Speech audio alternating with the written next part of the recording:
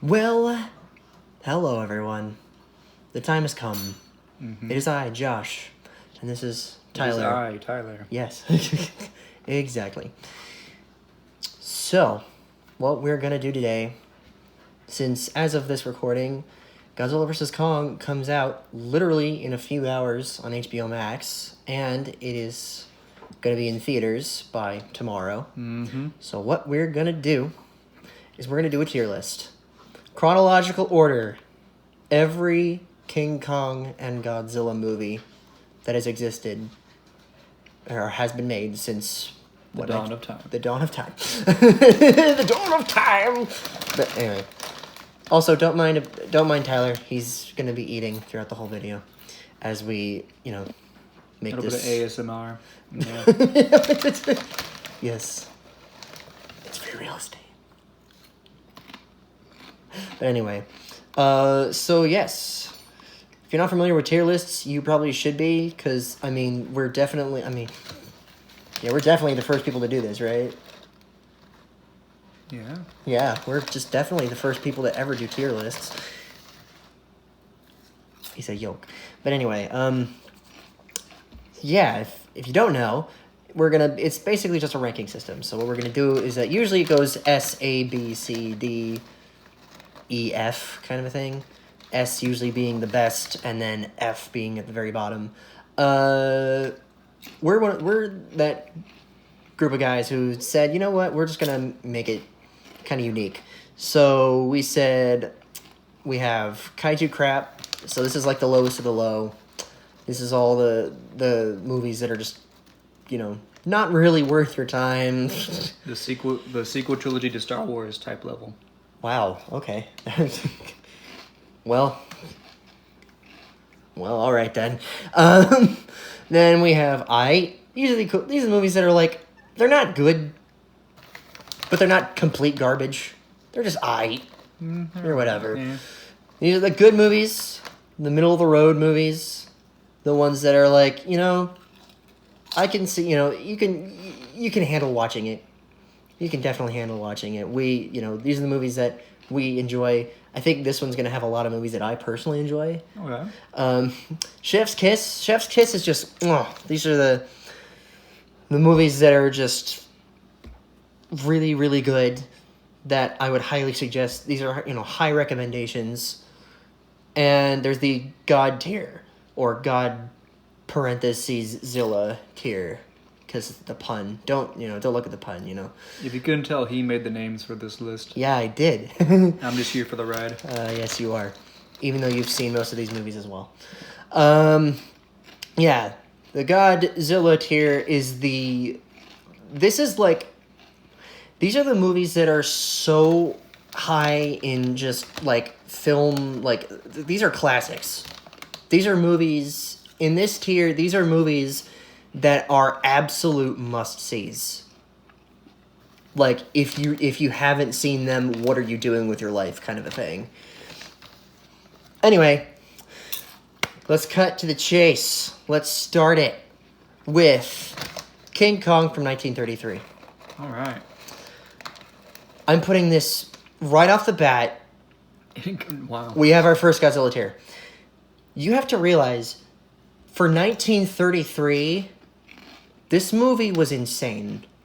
This was one of the first sound movies alongside, like the Universal horror films. And with this, this was the first delve into, like, actual, filmmaking with the stop motion effects. You could say that the story is a little bit lackluster, and it kind of is. And there are some things about it that are a little outdated, a la the natives. Yeah. But, this was back like, in the 30s, so yeah. what can you expect? But, it's an outstanding movie. It is a classic. There's a reason why this movie is ranked so highly amongst a lot of people. There's a reason why people still recognize the image of Kong on top of the Empire State Building taking down a bunch of planes. Yeah. So it started a lot of the monster genres? Yeah, pretty much. Coming off the heels of, like, Dr. Caligari and all those silent films and the Universal films, and then henceforth influencing pretty much all the other movies that are on this list. Without this movie, the rest of this list would not exist. Oh, there you go. That's why you have to give a lot of props to this. It was extraordinarily well crafted. Willis O'Brien did an amazing job with the special effects. It's the true definition of cinema, I think. Yeah, starting off strong. Yeah. So right off the bat, our first God tier. Son of Kong, also from 1933. This one continues the story. It has Kong's son, who just kind of comes out of nowhere. And no other no. They don't really explain no it. other Kong, just the one Kong, and has a son out of nowhere. However, Carl Denham, the character from the first movie, who takes him in, who captures him, and is basically responsible for putting him on Broadway and the destruction of New York, comes back and he attempts to redeem himself. And there's more characters like Helmsworth, I think. Helmsworth? The guy who gives him the map to Skull Island to begin with. Oh, he just is like, hey, I'm back. Yeah. Well, he wasn't in the first movie. Oh. So, yeah. This one is okay. This one was filmed in, 4 months. Wow. That's quick. Willis O'Brien was very hard-pressed. The pressure to make this movie for him personally, making all the stop-motion figures, was incredibly, tough on him. Because of just the short amount of time. So they had to reuse different armatures and stuff. The acting is actually really good. It's almost as good as the original. Oh, not quite. The stop motion is kind of what this particular stop motion, while it was mastered in the first movie, you can tell it took 4 months to make this one just because it seems choppier. It's not as fluent. So where's it rank? This one's gonna go. This one's a tough one. I'm gonna put this in the good category. I was thinking that too. Yeah, just because it's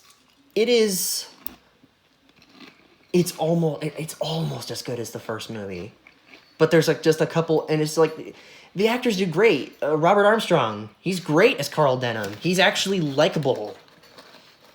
And some of the other characters are hilarious. There's plenty of funny moments throughout the movie.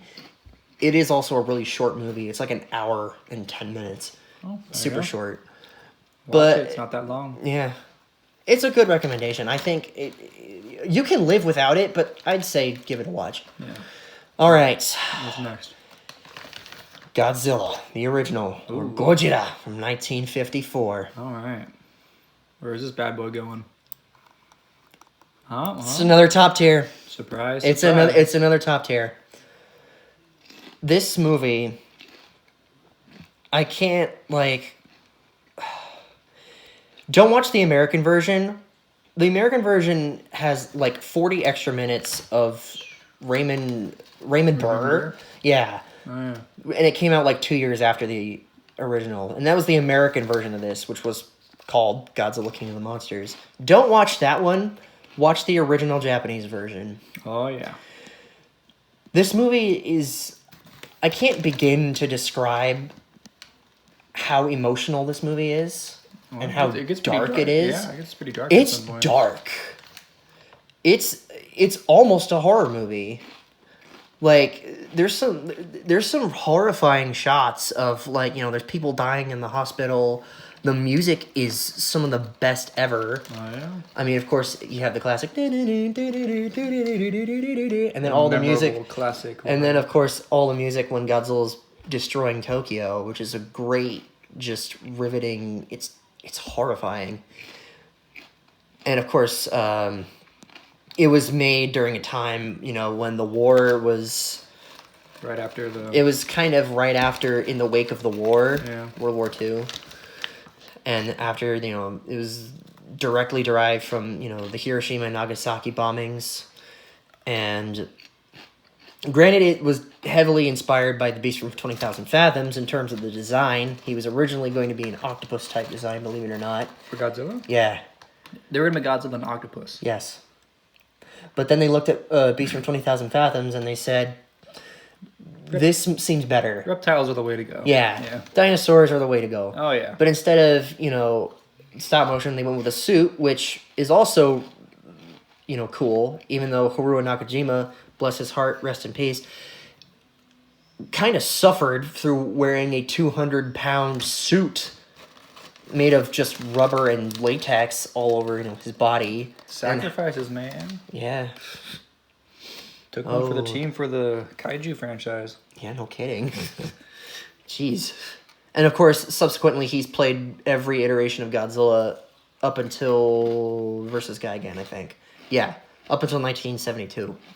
What a champ. Excellent movie, excellent story. The human story is really good too.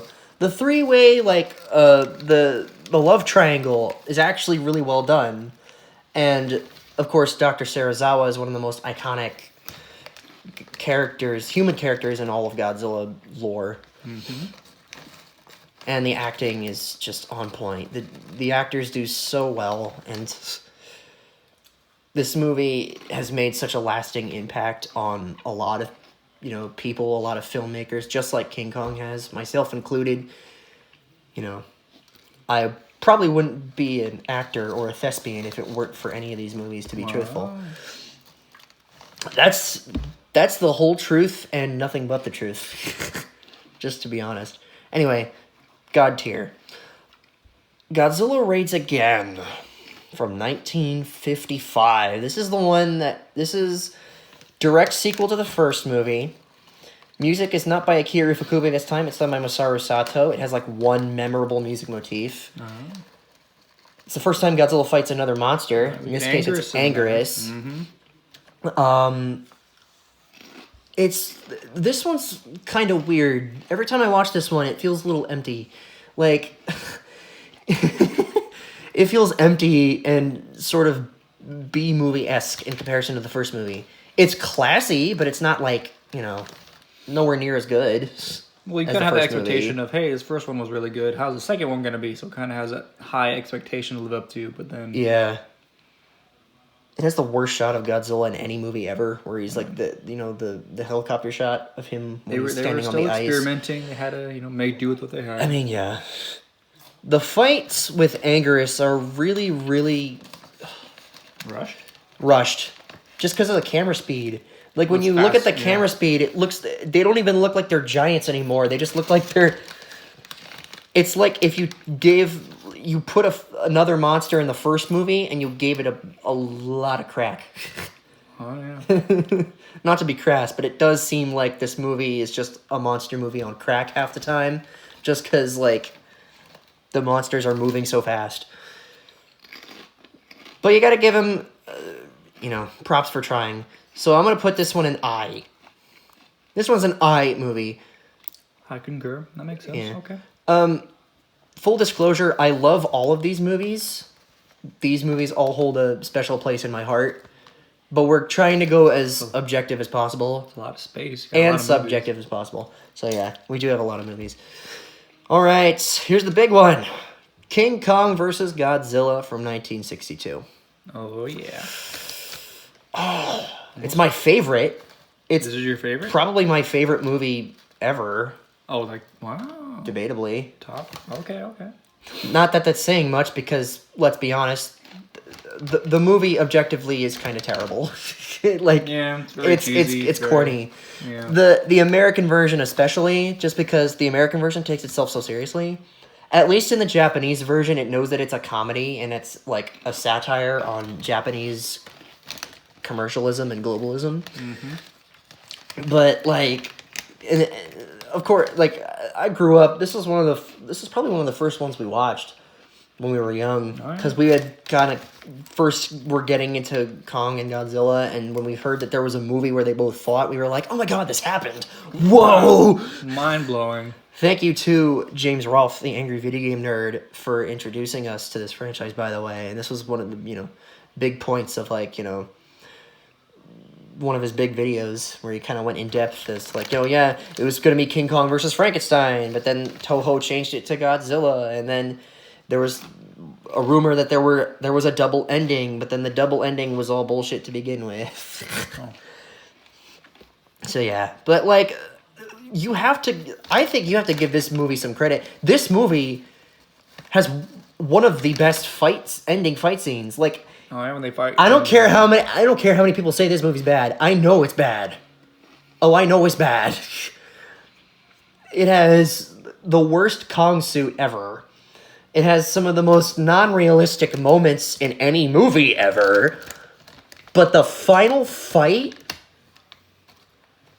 is gorgeous. Gorgeous. Gorgeous. Gorgeous. It's corny, but but it's glorious in that corny way. Oh yeah. And it's great. So where do you rank it, Chief? I'm ranking this. I'm gonna. people might disagree with me for this. I'm putting this one in Chef's Kiss. Mainly the Japanese version. Again, mainly the Japanese version. Disclaimer: the Japanese version.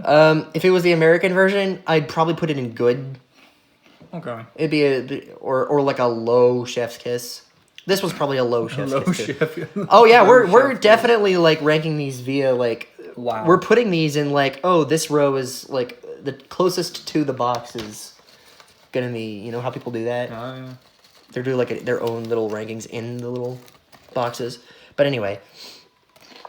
All right, Mothra versus Godzilla from 1964. Widely considered to be one of the best of the entire franchise. This is the introduction of Mothra, who already had her own solo movie like 3 years prior. Oh yeah. Which was also really good. If that was on this list, that would also be a Chef's Kiss. This one, I actually do think that the human story in this one is really good. The human story in this one is actually surprisingly well done for a movie that's this old. Yeah. Not to say that old movies are bad, because as we know, there's tons of old movies that are critically acclaimed. Casablanca, Godfather, Goodfellas. Not Goodfellas. Goodfellas isn't that old. Citizen Kane, King Kong, Godzilla, But anyway, Godzilla's really clumsy in this one, though. Well, yeah. He's still in the suit, so you gotta give him... Well, I mean, he's in the suit, but, like, he got better over time. Like, Mr. Nakajima had evolved his style over time. But anyway... And of course, you have Mothra, which adds the fairy dynamic, and then they're like, oh yeah, we gotta use Mothra to fight Godzilla, but they have trust issues because the humans have the egg, and the human villains are wanting to profit off of the Mothra egg, which is why it's such a good story. Just because, there's different established conflicts that are just kind of inherent. And it's great. It's great storytelling. And the scenes of Godzilla destroying things, the scenes of Godzilla going up against the military... amazing. Oh, yeah. The final fight, amazing. You would not think that Godzilla fighting a literal butterfly would be cool, but it's actually really cool. So, you know what? Oh, hold on. Actually, no. Sit? I'm going to put this in Chef's Kiss. Okay. I was debating on like either this or God Tier. Just because it's like... I probably would put Chef's Kiss too. It would be above... It would actually, like, in terms of quality, it would be above King Kong vs. Godzilla. Especially in terms of story. Even though King Kong vs. Godzilla is debatably my favorite movie of all time. Yeah. But, that's just me. Alright, who's next on the list? Geidra, the three-headed monster. Or Ghidorah, the three-headed monster. If you really want to, like, Ghidorah has so many names. It's hard to really, Is it the first time we see him in the Godzilla verse? This is Ghidorah's introduction, and Godzilla has to team up with not only Mothra, but Rodan, who also had his own movie prior in 1956, which was also really good. If that was on the list, also Chef's Kiss. What? Great movie. It's a great movie. This movie, this is kind of a quintessential... The first real monster mash. This is the first real monster mash. There's, up until this point, there was nothing like it. In terms of just dynamic, character dynamic. And when I mean character dynamic, I mean monster dynamic. And this is the one that kind of established the lighter side. Godzilla was still technically a villain, but he had to, the anti-hero, he's not for Earth, but he's like, hey, I'll help you guys out against this guy. Pretty much. And he spends half the movie fighting Rodan. Yeah. So, Yeah. And then there's the dick drop. Oh! When he drops Rodan he drops Rodan on the power line, and he or no, Rodan drops Godzilla on the power line, and then it goes its crotch first. Yeah. His crotch lands on top of it, and it's great. He actually gets his crotch gets pretty mutilated in that movie. Oh. Especially getting shot in the crotch by Ghidorah's little beam thing. Yeah. King Ghidorah's beam, his gravity beams. I used to call it yellow lightning because that's what it is. Pretty much. But they're called gravity beams. Yeah, but it was like, oh, there's a bigger threat from outer space. Martian lady comes down, warns the people of Earth. And nobody believes them. But then, of course, Godzilla and Rodan show up, and then Mothra has to sort their shit out. And then, yeah, they have to all work together to go against Ghidorah, and then they end up winning. The fights in this one, great. The final fight is amazing. The part where the twins are talking to the monsters, the twin fairies, the Mothra twin fairies are talking to the monsters, kind of goofy. A little bit, yeah. That's where the lighter side of the kind of starts to kick in, starts to appeal more to the younger audience. Mm-hmm. This one's tough because, like, this one's gonna have to sit either in between Chef's Kiss or Good, and it's hard to say. I'd probably put in Good. Good, yeah, I'd put it above. Above Son of Kong. Above Son of Kong, yeah. On the Good tier. On the Good, it would be an upper Good. It's definitely like a C plus B minus. It's a quintessential movie. Like if you really want a first Godzilla movie, if you're introducing yourself to this, yeah. Geidra the Three-Headed Monster, Ghidorah, King Ghidorah, whatever. Geidra the Three-Headed Monster is a good place to start. Alright, next. Moving on to Invasion of Astro Monster from 1965. Also known as Godzilla vs. Monster Zero, also known as just Monster Zero. This one is just the last movie, but without Mothra.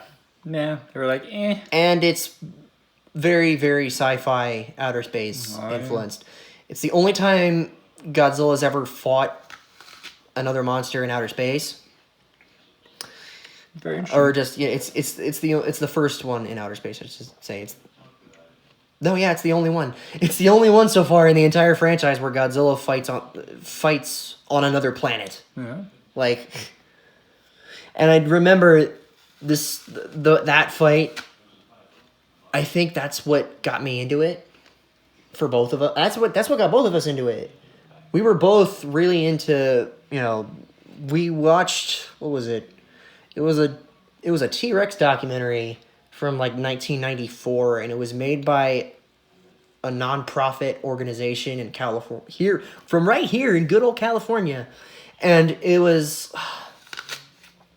really bad. But it showed footage from both Geidra the Three-Headed Monster and this film, and this film had the first footage we ever saw of Godzilla was from this film, and it was that fight on Planet X. But yeah, this one has Nick Adams, the first American guy to be in one of these films, in both versions at least, because Raymond Burr was for the original film, and that was kind of like, Americanization of the original film.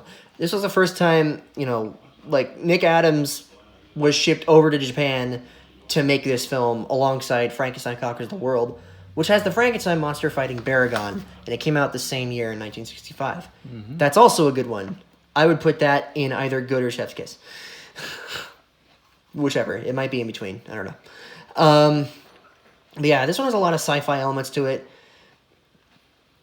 Calculating the total screen time of Godzilla and the other two, Rodan and Ghidorah, it's the shortest amount of screen time for all of them collectively at like 6 minutes.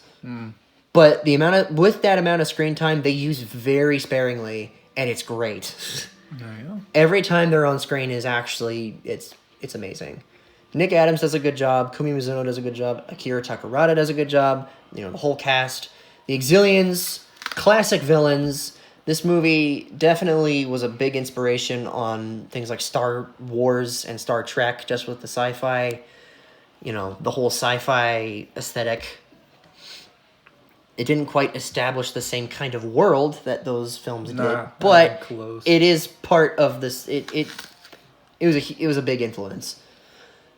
And for that, I wouldn't say... Actually, where would I put this? Good? I would put it between... So, yeah, good. I would put it between, between Three-Headed Monster and Son of Kong. However, it does have one of the best moments in the entire franchise. Oh, when he jumps? When he does the dance. I love the dance. Why did you get rid of that? Come on. What's up? It's such a good dance. It's corny, but I love it. If none of you have seen that moment, go look up that like Godzilla dancing, and most likely you'll get the moment from that movie. It's glorious. And then in the T-Rex documentary, it was touchdown, touchdown, That was weird. touchdown. I know it was weird. But God, it was funny. It was funny when we watched it when we were kids. All right. All right, moving on. 1966, we have Godzilla versus the Sea Monster, also known as Ebirah, Horror of the Deep. This one goes back to the island adventure thing. Again, it recycles a lot of the same cast members from past Godzilla movies. Akihiko Hirata, who was Dr. Serizawa in the first movie, comes back. He was also in King Kong vs. Godzilla. He was in most of these movies leading up till now. And he's in most of the movies afterwards.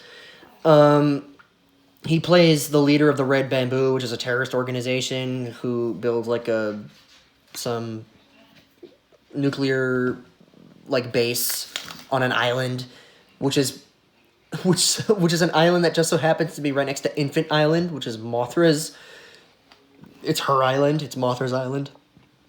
Godzilla doesn't show up until about an hour in, and he's woken up by... They get a metal wire, and they tie it to a sword that's stuck inside of a rock, in which the rock is the rock is like a cave. So there's the cave, and then on top of the cave, there's a sword. They tie the metal wire around the sword, they run it down to Godzilla, and they wait for lightning to strike it. It's weird.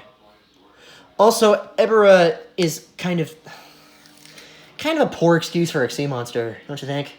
Giant lobster. A lot of people like to say, it's just Godzilla fighting giant red lobster entree. They're not wrong. Mm-hmm. Godzilla plays volleyball. It's weird. The best part of the movie is where he fights the Red Bamboo base, is where he attacks the base, and it's like the one destruction scene that you get on a movie like this, because he takes on the fighter jets, he destroys the base, and it's like, okay, a destruction scene in a Godzilla movie where he's not necessarily the bad guy, quote unquote. He also fights a giant condor. Oh yeah, that was Ukandoru. That was as its name. Weird. It comes out of nowhere. And of course, Kumi Mizuno, who plays the Infant Island native who helps the little group of guys out, comes back from Invasion of Astro Monster, and she kind of has that weird moment with Godzilla where he starts getting that weird love interest thing, which was weird. But that goes to show that that it was originally supposed to have King Kong in the original storyboard. Instead of Godzilla, it was supposed to be King Kong. Interesting. That would have been weird. Kong versus Kong Ebirah? versus Ebirah with Mothra in it. Now the save Mothra thing makes more sense. But anyway, where does this movie go? Oh yeah, the music's kind of too. It gives me that island vibe, which is appropriate, but the music is kind of I put it in aight. It's aight. It's... Would you say it's better than Raids Again? Okay. Yeah. Nah. It's alright. I mean, that moment where the island explodes is pretty cool at the very end. The island goes off on a nuclear explosion. It's just kind of insane. And he jumps, he does the whole cannonball thing, and it's great. Oh, yeah. Alright. What's next? There's a lot of gaps between these movies, so this is the first King Kong movie we got to in a while. This is the Toho-made 1967 King Kong Escapes. It was a co-production between Toho and Rankin Bass, who did the Christmas specials like Rudolph the Red-Nosed Reindeer and Oh, nice. yeah, the stop-motion Christmas specials from like the 60s and 70s. Santa Claus is Coming to Town, Year Without a Santa Claus. They also worked in conjunction with Toei on the King Kong show, which was an animated show at around the same time, which this movie was directly based off of a particular episode of that show. Which one? I don't know. I haven't seen the show. Okay. All I know is that it has the same premise of like it has Kong on. It follows a similar premise to the first movie. It's just Kong. You know, there's a bunch of American people. There's a couple of Japanese people who are kind of all working together. You know, there's Doctor Who. This is one of the most memorable human villains. It has Doctor Who. In the American version, he's voiced by Paul Frees. Oh, hi, buddies. Sorry, our dog is... our dog's being cutesy over here. Yeah. What? But anyway, this has Doctor Who, not Dr. WHO, who had his own, you know, British television show. The legend. The legend, who's, you know, more actors have played him than debatably James Bond, yeah. Not that Doctor Who, but Dr. HU. He's voiced by Paul Frees, who did Burgermeister Meisterburger from Santa Claus is Coming to Town. How do I know that? He did most of those. He really did most of those. And anything that had Rankin Bass in the name, he did. Granted, this was also with Toho, who did the Godzilla movies. You know, they do every Godzilla movie pretty much, for the most part. But yeah, this one has Gorosaurus. His introduction, I think. His Gorosaurus' introduction. So you get a kangaroo-kicking dinosaur. A lot of people don't like him. I love him, personally. People say that people just say that he's just a boring T-Rex. He's just a derpy T-Rex, and that he's just kind of boring. T-Rexes are not boring. But, like... I think he's cool. If he could do a kangaroo kick, that's his signature move. Drop kick your butt. The drop kick. Kong looks better in this one than he does in King Kong vs. Godzilla. Not by a lot, but he looks better. Better. And, of course, the main monster villain who Doctor Who pilots, or, you know, I guess controls or whatever, is Mechanicon. The first time that a robot doppelganger of any monster has ever been done, even before Mechagodzilla and Mecha anything. Yeah. His name is Mechanicon, also known as Robot Kong. Both names apply. They use him to get Element X out of the ground, but then they're like, oh, it can't withstand the radiation, so they need the real Kong to use it. Because an animal can withstand that radiation. Yeah, but then they established that like Mechanicon can't tire. Like, he can't tire out because he's not organic and he's not, you know, he's a robot. He's literally a robot doppelganger of King Kong. But, like, you know, it's alright. The female lead is okay. She's okay. Some of the behind-the-scenes photos, she looks like she's having fun. But, I mean, in the movie, her performance is alright. Everyone's performances are alright. There's the one woman who we can never figure out where she comes from because they established that she's from another country in Asia, but they never established where she's from. And there's a couple of moments where they're like, "Where are you from?" And then like they never address it. Too much time. They need time for that monkey. Yeah, they need time for le monk. They need time for le monk. Monkey. Anyway. I'm going to put this one in... Oh, yeah, the music... This has some of the best music, in my opinion. This has some of my favorite music motifs that Akira Ifukube has ever composed. It's great. It's campy, it's fun. The fight with Mechanicon at the very end on top of Tokyo Tower is pretty good. I'd say go check it out. I'd put this in... Oh, jeez. It's not a chef's kiss. But it's not I. Then it's in good. Yeah, it's in good. But, like, where in good? It's even good. It would be. Do I enjoy it more than these other movies? I'm gonna put it in between. I'm gonna put this one in between Astro Monster and Son of Kong. All right, next movie, also from 1967. Next Godzilla movie. Oh boy, it's Son of Godzilla. Not at all like Son of Kong. This one, oh man, this one's corny. Do I love this movie? Yes. Like, there's a part of me that loves this movie, but there's so much about it that's just like, why? Like, why? Minya's really annoying. Minya being the son of Godzilla, of course. The concept of Godzilla's son is cool. But, like, why him? Why Pillsbury Doughboy? Why Pillsbury Doughboy? I don't understand. Why do you have to look like that? I mean, understandably, like, okay, kids, yeah. Were kids that dumb at that time? Puberty's gonna hit him like a truck. I mean, he he already gets hit like a truck by a bunch of giant mantises. Kamacuras, if you didn't know who they were. There's a bunch of giant mantises called Kamacuras, and they plague the movie pretty much. In a good way. Kind of. In a kind of good way. And of course, at the very end, there's Kumonga, who's the giant spider. The plot's okay. There's a whole weather device thing that happens or whatever. They're testing like weather controlling devices on an island that can help, stop famine and help restore crop growth or whatever around the world. And of course, all the monsters get involved, and you got a giant mantis. In Japan, it's called Kamacuras. In America, it's called Gigantus. Just like how the spider in Japan is called Kumonga, but in America, they renamed him Spyga. Because we're boring in America.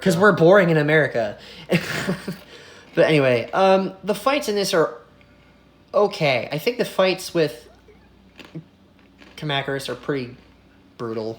Not brutal, but like, as can be. As they can be in a It's okay. It's the ending's pretty heartwarming when they're in the snow and Godzilla's hugging his son. It has the worst Godzilla suit, I can tell you that. Way too human looking. Like, they humanized his look way too much in this movie. I do not... Every time I watch this movie, I'm like, okay, it's Godzilla, but I don't like the way he looks. No. Where's he gonna live? This movie, I mean, the music's okay too. Masaru Sato comes back and does like little cutesy stuff. But of course, this movie was for kids, so what do you expect? This movie's gonna go in alright. This one is just kind of It's just kind of It's not as good. It's not as like. It's fun, but it's not like. Not really noteworthy. Not necessarily. I mean, well, of course, in a way, it is noteworthy, but at the same time, it's his son. But it's his son. Like, it's a landmark film technically, but not necessarily in the best way. So I can't say. I'll say it's just alright. Yeah, it's alright. It's just alright. Who's next? Destroy All Monsters, 1968. Okay. This one, I feel like people overhype this one. I love this movie to death, but a lot of people overhype it. This movie has Godzilla, his son, Anguirus again, Rodan again, Mothra, Kumonga, I'm missing Varan's in there. Varan, who also had his own movie from 1958. Baragon comes back. Gorosaurus comes back. King Ghidorah. They all team up against Ghidorah. That's not fair. Really not fair. But and then of course there's who else? Manda, who first appeared in Atragon 1963. That one's a good movie. That was just good. It's a decent movie. Yeah, Manda is like a giant serpent thing. There was a deleted scene where Godzilla fought Manda in Tokyo. I wonder how that fight went down. I forgot. Actually, because it's Godzilla going to beat. Well, I mean, of course, but like neither one of them would have died because they both would have had to, go up against Ghidorah. But that's the thing, though, is that you have all these monsters teaming up against Ghidorah. Half of them don't even get 10 seconds of screen time. Yeah, so many monsters. But a lot of it was because like the Baragon suit was constantly being used for like Ultraman, and then the Varan suit was beat up pretty badly, and all the other monsters were just kind of like there. Like Manda doesn't do a whole lot. Really, it's like Rodan flaps his wings, Kumanga and Mothra kind of spit their web, and then Godzilla, Minya, Anguirus, and Gorosaurus are the ones that ultimately... They're the ones who really can, though. They're the heavy hitters. Yeah. No one else can do anything like that. To be fair, people say they hate Gorosaurus, but he drop-kicked Ghidorah's ass pretty hard. Like, and he bit his neck, so I'm like... Give him that, man. Yeah. And this one's very human-heavy. This one has... there was a character in Invasion of Astro Monster who was an inventor. Then the same guy came back in Godzilla vs. What did he come back in? He came back in Son of Godzilla, and he was the reporter. Mm. And then he comes back in Destroy All Monsters as the lead character, the astronaut guy. Wow. So it's the same guy playing all of these different versions of himself, I guess. They're all different characters, of course, but you know. And of course, the Keylok thing, it's the whole, we're going to control all the monsters, and then we have our own monster, which I guess we stole from Planet X. Yeah, we stole them from the Exilians. We'll take them real quick from you guys. We'll just take them from the Exilians. We made a bargain, you know. We want world domination too, so whatever. The destruction scenes are great. The monster's screen time, with what little it is, it's good. The last 10 minutes is outstanding. I'm gonna put this one in a high good. This one is not as good as... It's not as good as Geidra 3-Headed Monster. It is better than the other movies. Oh, yeah. I will give it that. So it's gonna go in the good tier. Alright. Oh, Jesus. Oh, God. Lord have mercy on our souls. It's Godzilla's Revenge from 1969. Also known as... All Monsters Attack, I think. Yeah, it's this. Kaiju crap. Kaiju crap. No, just Kaiju crap. This movie sucks. All right, next. Well, I mean, there's some interesting things that are happening in it. Like half the movie is stock footage. The whole movie revolves around the Ichiro kid, who's only memorable because he's annoying. The adult characters suck. Gabra is annoying. He's getting a decent update in Godzilla Singular Point, though. No, he actually looks pretty damn good. Like, he looks decent. His roar is pretty annoying, though. He's supposed to be an ogre. But, like, the concept he is not no Shrek. The concept of him was that Ichiro's bully was named Gabara. And whenever he dreamed that he was on Monster Island, he was befriending Minya, who talked and changed sizes constantly, which was weird. It was a dream. It was a dream. But, yeah. It was a dream. It was stupid, but, like, logically, it's a dream, so what are you going to do? But, like... And the final fight's pretty amusing. It's pretty okay. Like, it's not... And the music's weird, too. the final fight... the final fight's okay, and the music's really weird. Yeah, it's really weird. But, like, the whole last 20 minutes is the kid with the robbers, the crooks. It's weird. This movie is really short. Also, it's another hour and 10 minute film. Definitely made for kids. I do think the concept of Gabra as I think if you think of him as like the Freddy Krueger of Godzilla, I think he would work well as like a Freddy Krueger-esque monster. Even though technically he was supposed to be like a metaphor for the real life Gabra who was a bully to Ichiro.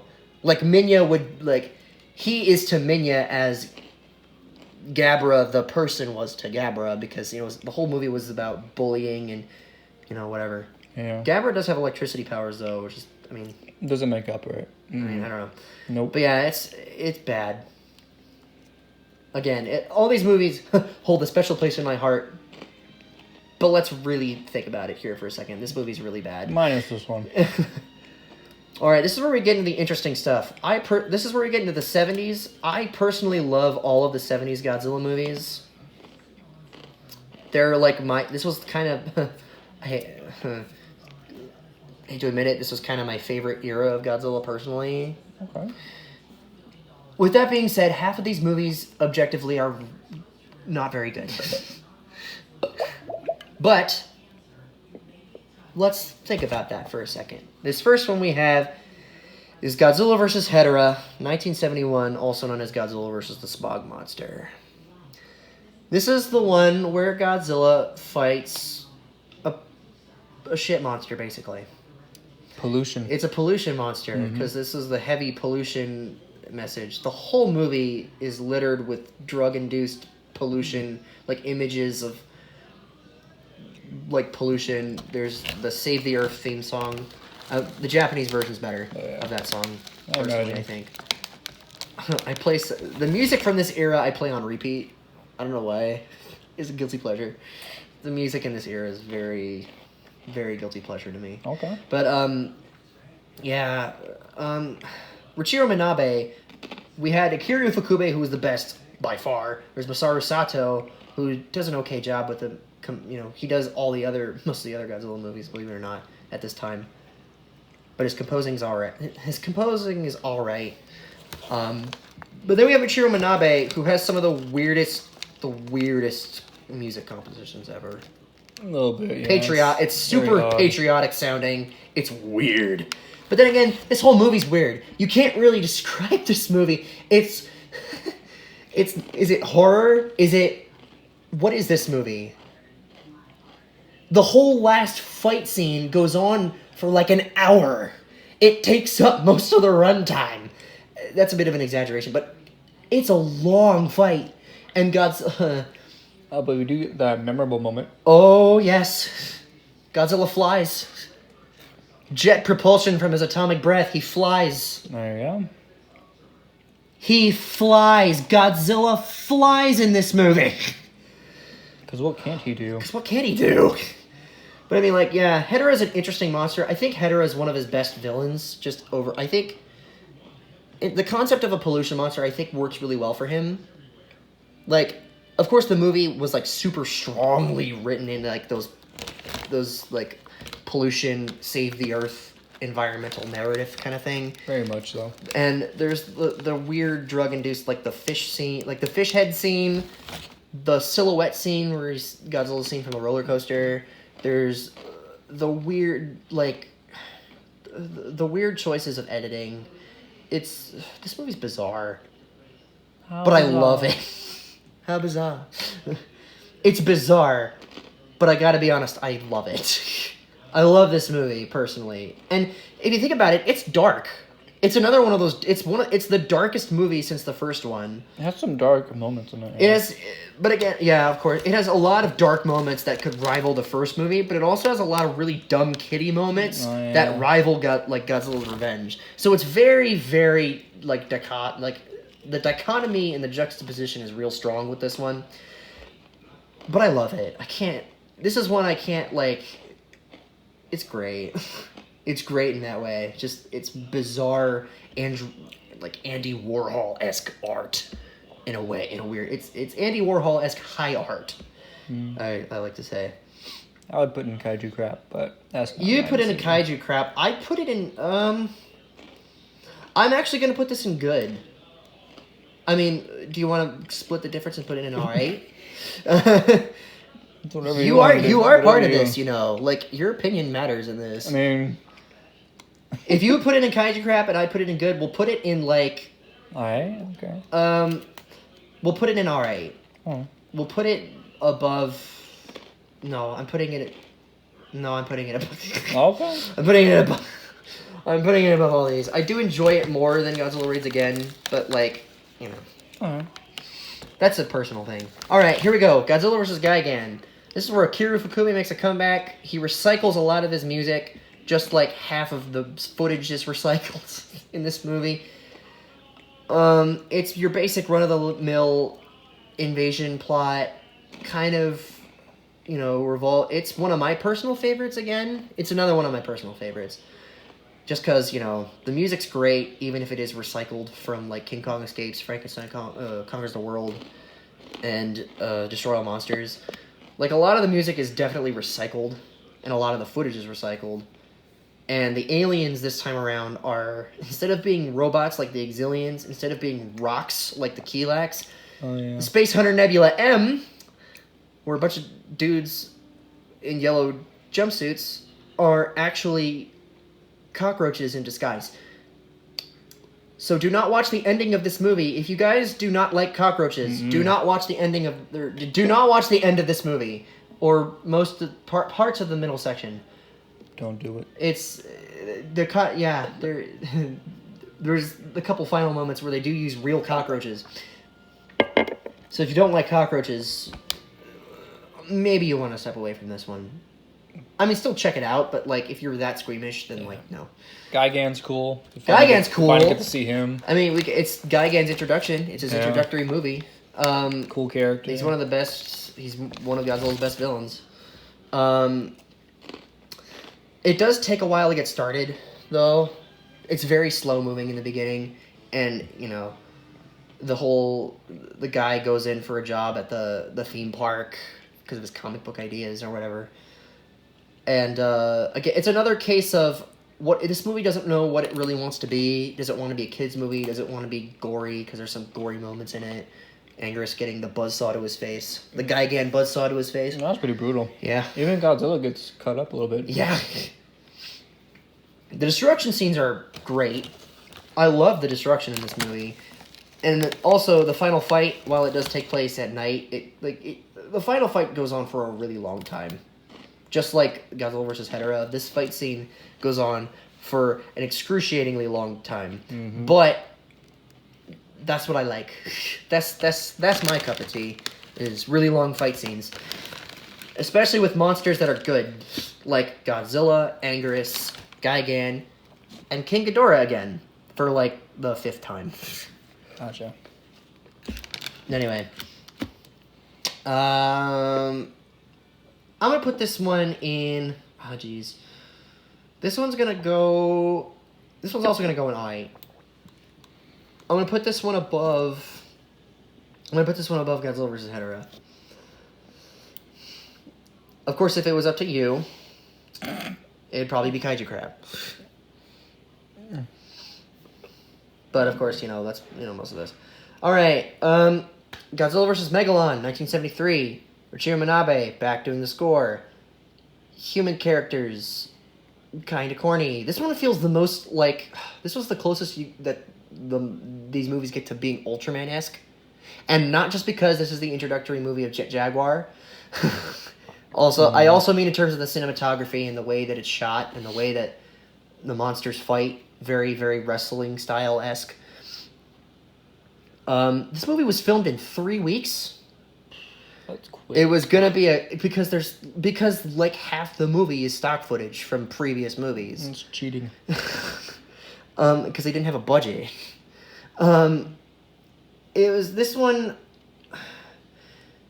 It was going to be a Jet Jaguar movie because Jet Jaguar was created by an elementary school student. I shit you not. Oh, yeah. The robotic superhero of this film, Jet Jaguar, was created by an elementary school student, and Toho said, we'll give him his own movie. But then they were like, wait, Godzilla would be more profitable, so we'll throw Godzilla in at the last minute, which is why Godzilla doesn't show up until like the very end, and it takes him forever to get from Monster Island to the mainland. But in the meantime, we get some cool destruction scenes with Megalon. So yeah, Megalon, who's another new monster, who's what were they? The undersea utopian people? Yeah, the people who live underground. The people who live underground. There's like the nuclear bomb tests, but then the people underground, the utopians or whatever, the Seatopians. I think that's what they're called, the Seatopians. They get really pissed off, and then they're like, you know what? We'll just send Megalon, who's a giant humanoid roach-looking thing, and we'll, have him use his drill hands and his flying wings and his horn, and he'll have him shoot lasers out of it, and we're going to destroy the mainland, and we're going to take back our, pride or something. Then, of course, they call the Space Hunter Nebula M again, and they ask for Gigan's help. So Megalon teams up with Gigan. And then Godzilla teams up with Jet Jaguar, the the size-changing hero of the movie. I mean, he's fun. He's cool. He has his own theme song. I love Jet Jaga. Jet Jaga, Jet Jaga, yeah, party Jaga. I love it. It's great. Can we talk about that super awesome dropkick that Godzilla does? The one that's like a mile long. Oh yeah, it's one, and he does it twice. It's one of the best moments in cinema. Period. It's so good. It's one of the best parts of the fight. And the whole fight, like Megalon spitting the fire bombs and whatever, like, it's fun. It's a lot of fun. I mean, the wrestling style is very fun. It's very campy. It's, it's the campiest of the 5. It's fun. I don't enjoy it as much as the other 70s films, but it's fun. I'm okay with it. I'm going to put it in... Yeah, I'm going to put it in I. Alright. Yeah. I'm going to put it in I. Actually, I'm going to put it above... Hold on. Yeah, that sounds about good. Yeah, that's good enough. Alright, here we go. Another big one. Godzilla versus Mechagodzilla from 1974. Here we go. Also known as Godzilla versus the Cosmic Monster. Also known as Godzilla versus the Bionic Monster. Yeah. Masaru Sato comes back with his best musical score ever. It's super funky fresh. It's super, like, Mechagodzilla's theme is like bum ba-da ba-dum bum ba-da ba-dum ba ba ba ba. It's good. I love it. But it's this is the introduction of Mechagodzilla. Mechagodzilla being one of Godzilla's best villains, one of his most iconic villains. And Anchorus comes back, but of course Mechagodzilla in disguise with the Godzilla skin over him, beats his ass and then goes to the oil refinery and then fights the real Godzilla. Then Godzilla blasts the fake Godzilla's flesh off and reveals it's Mechagodzilla. They did it with Mechanicong. They did it with King Kong. Why not do it with Godzilla? And Mechagodzilla is controlled by the aliens from the third planet of the black hole, who are they're apes disguised as a bunch of dudes with silver jumpsuits. This is why Godzilla has trust issues with monkeys. Yeah. Because of these guys. Well, yeah. Well, I mean, I don't know. I guess you could say that. This one also has King Caesar, who is like the lion god guardian of the royal family of Okinawa, which is interesting because they have to do the whole King Caesar song, which is good times with that song. But yeah, a lot of these monsters have their own theme songs. Like Jet Jaguar has his own theme song. Godzilla has a couple of songs. King Caesar has some songs, and of course Mothra. Can't forget Mothra's iconic Mosera. But yeah, King Caesar is just another example of that. Just those the guardian monsters that have to be, sung to in order for them to function at all. This movie's great. This movie is campy. It's the best. I think it's easily the best 70s Godzilla movie, bar none. Oh yeah. The story, the fake Godzilla thing works for this particular movie. If they went with that for Godzilla vs. Kong, I don't think it would work as well. Mm-hmm. Not nearly as well. People would be outraged. Yeah. But I think for this movie, it worked. Because it was Godzilla fighting Mechagodzilla, and they thought, okay, we'll just have, For the most part, it's the 2-on-1. That is until King Caesar comes in, who's another new monster. He's just a lion god who basically takes energy attacks in his eyes, and he just reflects them back. That's pretty cool. He's cool. I like him. I've always liked King Caesar. He's one of my favorites. I put this in good. This one? Yeah. No, this one's in good. This one's definitely a good movie. Is it better than Geidra the Three-Headed Monster, though?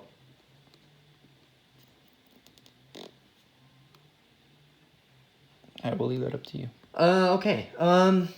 Is it better than Geidra the Three-Headed Monster? You know what? I'm gonna say it is. Okay. Yeah, it is. Yeah, alright. Alright, next movie. 1975, Terror of Mechagodzilla. Also known as Mechagodzilla's counterattack, also known as the Terror of Godzilla, which doesn't make sense because Godzilla is the hero, whereas Mechagodzilla is the bad guy. But whatever. It's Terror of Mechagodzilla. It's the sequel to the last movie, where after Godzilla ripped Mechagodzilla's head off, the black hole aliens, who don't turn into apes this time, nope. Sad day, yeah. They come back and they repair him as Mechagodzilla 2, I guess. There you go. But the way I've seen this is that I don't see this as a Mechagodzilla movie. What do you see it as? I see this as a Titanosaurus movie. Yeah, kind of. This is the Titanosaurus, who's the new monster. Cool name, just not very cool. He's actually one of my favorites. Oh, really? I'm gonna get... Yeah. I like him... I almost like him better than Gorosaurus. Almost. Not quite. I think Gorosaurus and Baragon and Varan are like my top favorites. And Godzilla, of course. But like Titanosaurus would be like just below that. Okay. Like... I know his cackle's kind of annoying, which, by the way, they recycled his roar from a monster named Brocken, who was from Ultraman Ace. Cool. Episode 6. Fun fact. Oh, jeez. Specific. Yeah. But yeah, Titanosaurus, he's basically just a mutant dinosaur. Dr. Mifune, who has a daughter, Katsura, who is a cyborg, who is, basically under the black hole aliens' control, because she controls Mechagodzilla. But she also has somewhat control over Titanosaurus, slightly. Because Mifune created Titanosaurus, I guess, or mutated him, whatever. Mm-hmm. He's supposed to be a mutant dinosaur who's, like, aqua. He's very marine-based. Oh, yeah. Like, if you thought Godzilla was amphibious, Titanosaurus is, like, twice as amphibious. He has fins and everything. He does the thing that Rodan does, but with his tail. Oh, yeah. And there's a part where he bites Godzilla's nose. And he lifts him and up. he lifts him up. Like, he can't do much else. I mean, he can't do much else, but I mean, give him that. Kind of like how Gorosaurus does his dropkick thing. Give Titanosaurus for at least lifting Godzilla off the ground. This was the lowest grossing Godzilla movie in all of the Godzilla movies. Like, not even, like, a couple $1,000. Oh, jeez. It bombed. Which is why they took a 10-year hiatus. And also, the diner scene has Claire de Lune. Oh, the composition. That one. Yeah, which is funny that they reused that for the first trailer for Godzilla King of the Monsters from 2019. Mm-hmm. Which I always thought that was funny. It's a classical piece, but it's used in two different, like, it's used in one Godzilla movie and it's used in the trailer for another. So I love that. They're all connected. Yeah, they're all connected. But anyway, I'm gonna put this one. The human characters are alright. The action's great. The destruction is almost incomparable. My God. Like when Mechagodzilla shoots the missiles and then he blows up. He basically just destroys the set. Yeah, that's what happens. Like, it's insane. So, I mean, just for that alone, I think I gotta put this in good. Like, I really enjoyed this movie. It's where would I put it though? I'll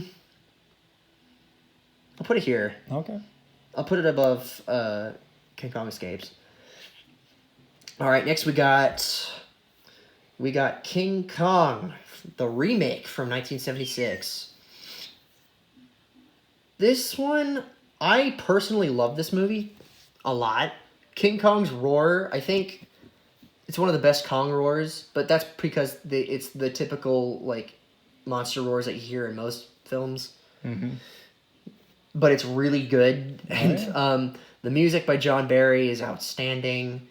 Just like how the Max Steiner music from the first movie is also outstanding. The ape costume is more improved. Oh, yeah. Than the last time we saw him. Oh, yeah. Rick Baker, who also did American Werewolf in London, amazing job. Story is basically... Some of the modifications to the story are like, instead of Ann Darrow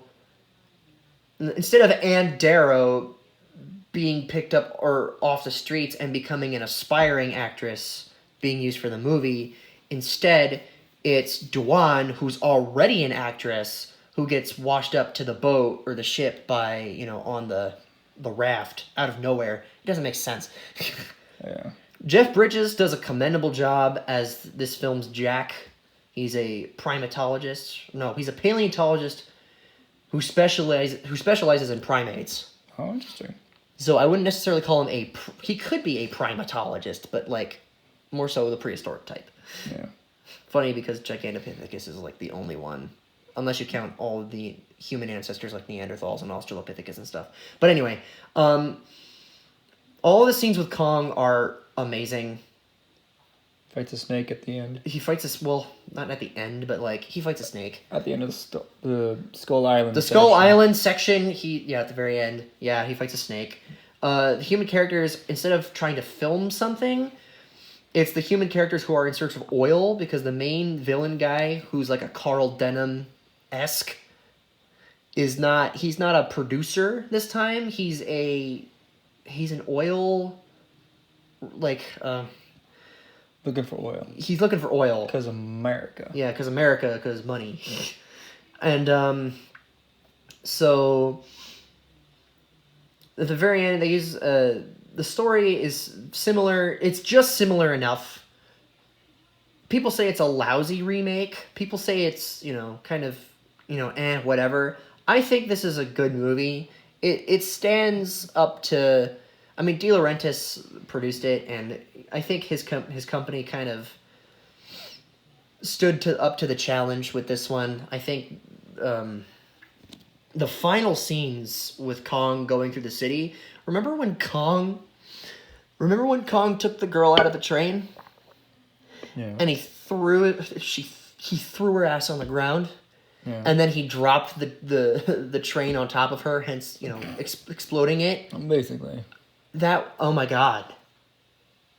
He did not care. He was like... He didn't give a shit! You ain't what I'm looking for. It was so... Oh my god, the whole final scene of Kong rampaging through New York is so cathartic. It feels like a Godzilla movie. It's amazing. And of course, instead of the Empire State Building, it's the Twin Towers, which kind of represent the tall rock perches that he climbs on Skull Island. Mm-hmm. And it's great. It's cathartic. And you actually, like, even though you may prefer the original, I think this is still a worthy contender as a decent remake. Is it the best remake in the world? No, but it's definitely one of my personal favorite remakes. Oh, yeah? Next to John Carpenter's The Thing. I would put this in, I'm going to put this in Chef's Kiss. I'm going to put this in between. Okay. All right. Godzilla, 1985, or as it was known originally, Godzilla, or The Return of Godzilla, from 1984. Yes, the American version was released in 1985. That's why it was renamed. Also, this is another case, just like the original Godzilla film, where Raymond Burr came back in the American version, and it kind of ruined a lot. With the exception of the ending, because the ending where Godzilla falls into the volcano is better in the American version than in the Japanese version, I think, because the way he cries out is like super high pitched, and it makes you tear up, and it's great. A little bit. Yeah, this is like a big scale 80s version of the first movie, pretty much. It's a direct sequel to the first film, ignoring everything, all the other movies that happened in between. Oh, this is the first of many offenders that do that. I think the production quality varies, but I think, like, in moments where it's really good, like all the destruction scenes are great. Some of the close-up shots of Godzilla are a little bit bizarre. There are different horrifying images that are in it, like the dead guy in the seat and the giant sea lice. Oh, yeah. That was a little odd. Yeah, but I mean, other than that, and then of course they bring in the Super X, which is the first time they bring in the Super X in the franchise. It's the human characters are kind of forgettable. They do establish the whole bird connection, because if Godzilla is supposed to be a dinosaur, not only is he supposed to be like kind of amphibious and kind of reptilian, he also has to have a huge, genetic relation to birds, which would make sense why he followed the seagulls out of the nuclear power plant. Mm-hmm. But yeah, anyway, my favorite scene is where he's coming to shore and the military basically blasts his ass, but then he annihilates all of them in one swipe of his atomic breath. Mm-hmm. It's one of the best movies in all these Godzilla movies. It's great. It's like a great cathartic, like, yeah moment. And Godzilla dies, but of course he's resurrected by lightning, which contradicts... Isn't tight. Which contradicts the King Kong versus Godzilla thing, where he's, repelled by electricity. But it coincides with his, versus Mechagodzilla moment where he becomes a magnet via, lightning bolts, which is weird. And that's the other thing we forgot to mention. In Godzilla versus Mechagodzilla, he becomes a living... he basically just becomes a Jedi, magnetic powers, he uses the Force. But we passed that. Anyway, this movie is great. I think this movie is dark. It falls somewhere in between, like, the OG and the classic feel of the movies. But it's great. It's got a nice, dark, gritty tone to it, and I think it's close to being top tier. I think. Godzilla looks really good. Oh yeah, he looks really good in most of the shots. Like, there's the animatronic shots, which are okay. The suit looks really good. But yeah, I think this one might be... Yeah, this one's a chef's kiss. This one is above... I think this one is... No, it's above the King Kong remake, but not, not Mothra versus Godzilla. Oh, here we go. King Kong Lives. Sequel to the remake. This is the sequel to the 76 remake. Music's okay. it's just kind of eh. Yeah. This movie doesn't make sense. Like, I understand the idea of having Kong having a Lady Kong and having that actual love, like, gorilla love interest to latch onto. It works for him, and it works for the movie. It works to the movie's advantage. Okay. Overall, it feels... I don't know. There are some parts that, like, kind of throw the tone off a little bit. Like when Kong starts eating all the hunters. Or he eats one of the hunters and yada. And gets hungry? Yeah. Because he needs protein. They explain it as protein or whatever. Outside of course, his island. But, like, they give it, like, the way... Because after surviving... He didn't really survive the fall. He was in a... after falling from the Twin Towers... He was in a coma for 10 years. And then Linda Hamilton, straight off of Sarah Connor, Terminator. Sarah Connor has to come in and basically do a heart transplant on him. It's... I mean, they at least tried. I have to commend this movie for trying. But there are some moments that feel really weird to me. Just like all the scenes with the hunters. Like, the military in this movie, they're jackasses.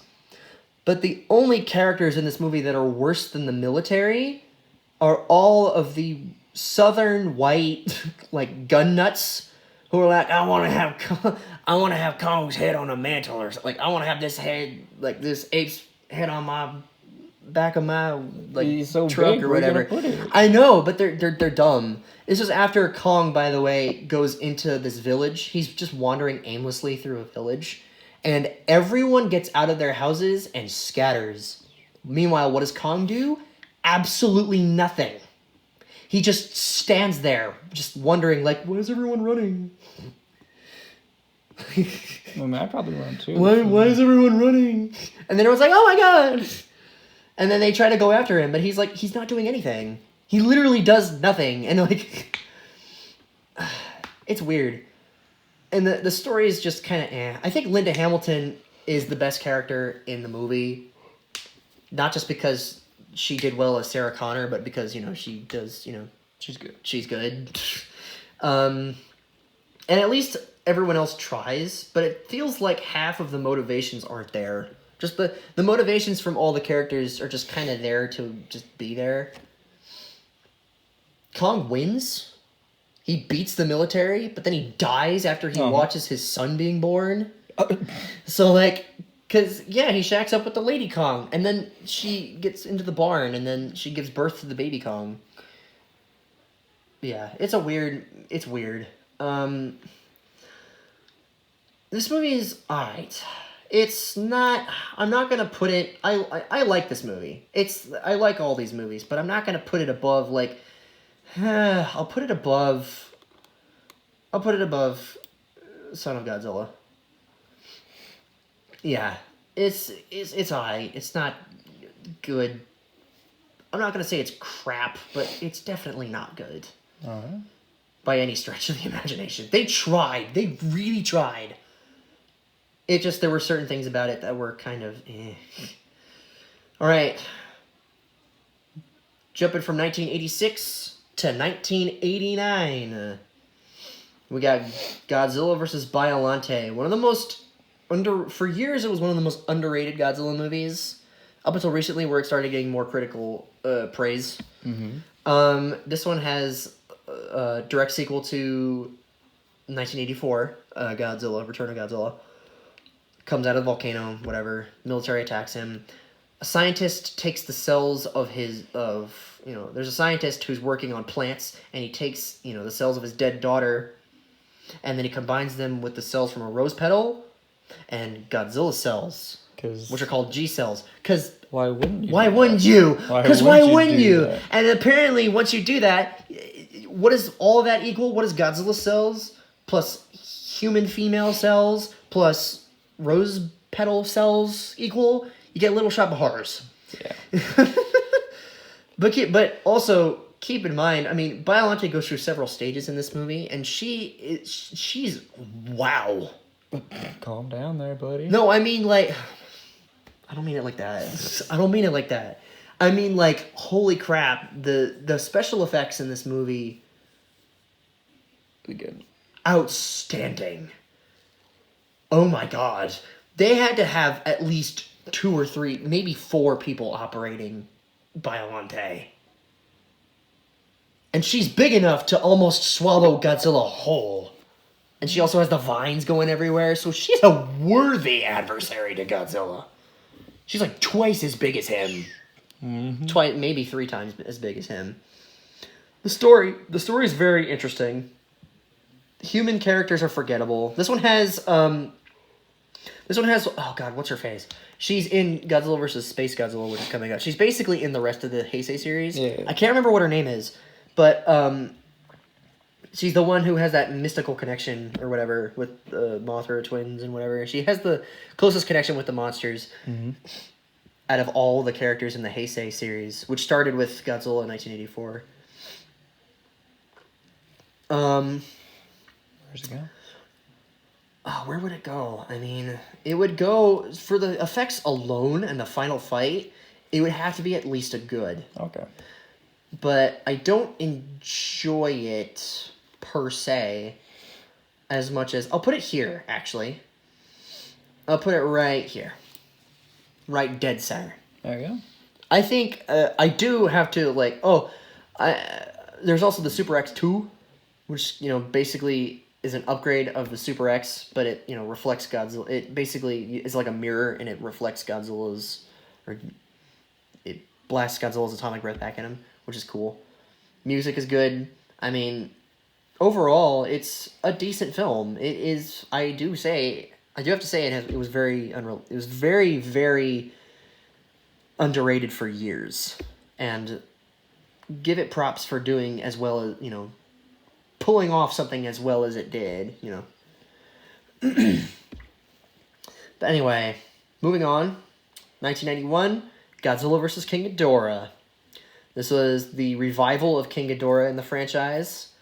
This one involves time travel. They take Godzilla from, they take the original Godzilla, who was a dinosaur originally before he was mutated, put him in the ocean, replaced him with the 3 little Dorat guys, and that creates Ghidorah, so then they have to bring Godzilla back. But then Godzilla destroys shit after Ghidorah is defeated. So then they need Ghidorah again, so they take Ghidorah and they rebuild him as Mecha King Ghidorah. It's pretty cool. This is a good one. This is a good one. I mean, this one has... The characters in this one are a little bit more memorable, especially the future... the dudes from the future who warn Japan about Godzilla coming. I mean, this one, the twists are there. This one was they said that this one was heavily influenced by Back to the Future, and Terminator 2 also came out the same year. So, I mean, I like this one, personally. For years, it was my favorite of the Heisei films. I think 1985 is my favorite one now, but for years, this one was my favorite. Surprised no one gives this one as much credit as they used to. But, come on, man. It's Godzilla fighting King Ghidorah again. 2 times. Well, yeah, twice. Once as normal, and then once in his mechanized form. Yeah, I gotta... Oh, I'm half tempted to put this one in Chef's Kiss. Yeah, you know what? I'm gonna put this in Chef's Kiss. Alright. Chef's Kiss. There we go. It's just so good. The story is great. All right, Godzilla vs. Mothra, 1992, also known as Godzilla and Mothra: The Battle for Earth. This one has a decent story, very Raiders of the Lost Ark-esque. Kinda, yeah. This one is where Mothra returns. Hey. Yeah. Classic kaiju. The songs return. Apparently Michael Jackson was going to do some of the songs for this one. That would have been dope. Yeah, but cool. something happened. I can't remember what happened, but Michael Jackson was supposed to. He was supposed to do the soundtrack for this movie. Believe it or not. But I don't know. I don't know what happened to that. This one also introduces the whole the dynamic of in ancient times there was sort of the good and evil, which was Mothra, and then Batra, who's basically evil Mothra. Batra's the coolest thing about this movie. Evil Mothra. He's kind of like an evil Mothra. And he fights Mothra, and throughout the movie, she kind of, because she hatches from the egg, Godzilla goes through and, wants to destroy the egg. Godzilla fights Batra a couple times. She pillages through Tokyo. She goes through her metamorphosis form from the larva into the big Mothra, and then Batra goes through a similar metamorphosis, but more instantaneously, and then all three of them, Godzilla, Mothra, and Batra, converge at the theme park, and the dynamic switches halfway through. Godzilla, at first it's Godzilla and Mothra versus Batra, but then Mothra teams up with Batra to take on Godzilla. And, there's the whole cosmos thing, which is interesting, how the twin fairies are the Earth's cosmos, who keep who maintain the balance of nature, because this is another one that has, an environmental message. It's not as on the nose as Smog Monster, Godzilla vs. Hedorah is, but, it's okay. It's not as good. It's one of the lesser, Heisei films. But I'm gonna put this in a low. No, I'm gonna put this in I. I'm gonna put this. Yeah, this one goes in I. It's good. It's not. It's okay. It exists. It exists. It's a movie that exists. It launched the Rebirth of Mothra trilogy, which there's something. All right, 1993. There's basically a movie from here on out until 1995. There's basically a movie every year for Godzilla in the 90s. There you go. Godzilla vs. Mechagodzilla 2. I consider this to be the Jurassic Park of the franchise. Why is that? It feels like a Spielberg movie. Huh? This movie very much feels like a Spielberg movie to me, and it has Mechagodzilla again, who was built from the remnants of Mecha King Ghidorah, who was built by futuristic technology. It has Baby Godzilla for the first time. This is the first in the fan called Godzilla Jr. or Baby Godzilla trilogy, because this is the first one that he's in. It also has Rodan.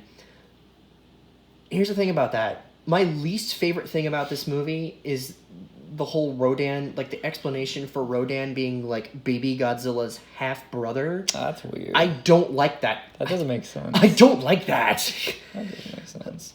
I do like how Rodan becomes Fire Rodan, but I just don't like that idea of like, why are they related? How? How are they? Related? How are they related? Why is it? Why? How? But I mean, other than that, like Ifukube, of course, does his usual musical score as always. The human characters are okay. The whole dynamic of Baby Godzilla really puts that E.T. or Jurassic Park thing influence in there. This came out the same year as Jurassic Park, so that would make sense. The production quality is top notch, which is why it's another reason why I call it like the Spielberg Godzilla film. Mm-hmm. The Mechagodzilla in this film, not as good as the 70s Mechagodzilla, not even quite as good as Kiryu, but like still cool. It's enjoyable. Yeah. It also has, I think, what is Mechagodzilla's definitive theme song. I think Ifukube really knocks it out of the park with that theme song for him, which is, I like it. It's good. It's also the first time Mechagodzilla is a good guy.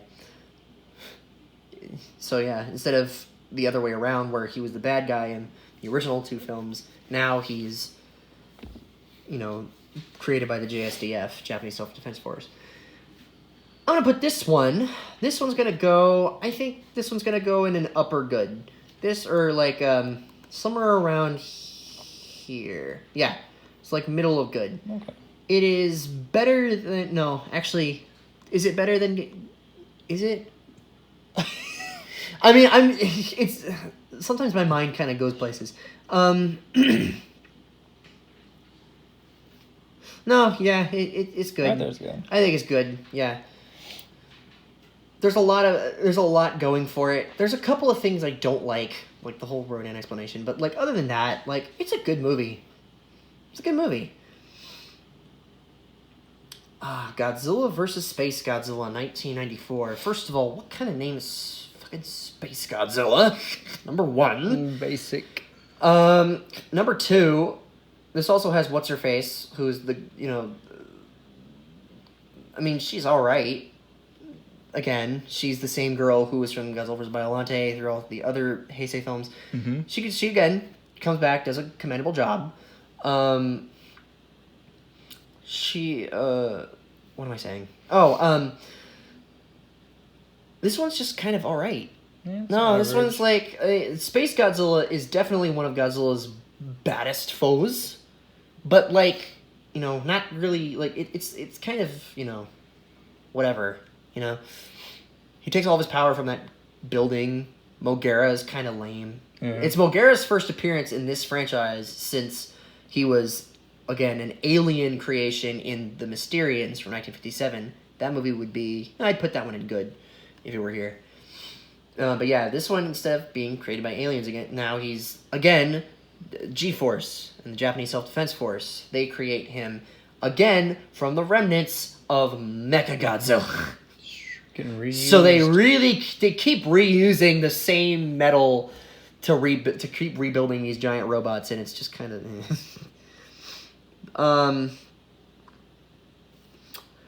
but yeah, like this movie, the fight scene at the very end is really long. Baby Godzilla again goes back to the Pillsbury Doughboy thing. The Mothra twins come back because they have two explanations. The whole Mothra carrying Godzilla's DNA into outer space and mutating into a black hole, creating Space Godzilla. But then they also have the Biollante explanation, but that wouldn't really make sense if they erased Godzilla from the timeline in Godzilla vs. King Ghidorah. Yeah. However, that is also to say that maybe there was two Godzillas in this particular universe, and the one from 1985 and Godzilla vs. Biollante is a second Godzilla that's separate from the original one. But who knows? I don't know. Too much. They really don't have... They gave too many explanations for this. It's too much. Yeah, this one goes an alright. This movie's... Yeah. It's alright. This movie's alright. It's not... No, actually, I'd put it above... Yeah, there we go. That's better. More accurate. It's It's alright. It's not good. If anything, it's worth it for Space Godzilla. That's about it. And, of course, Godzilla. Yeah. But, you know. Alright. The final Heisei film from 1995. Godzilla versus... 1, 2, 3... Destroyer! That's right, it's Godzilla versus Destroyer. This one's great. I think this was a nice cap off to the Heisei films. It was a good way of tying the franchise. It was supposed to be the final film. It apparently made... I wasn't around then. You weren't around then. No. But it made headlines. Godzilla's death made headlines around the world. And that scene is also really, really sad. Because they have to take in the Super X3... Again, that weapon is returning. Super X3 and all these other these freeze cannons to try to freeze Godzilla so that his death doesn't cause the universe to blow up.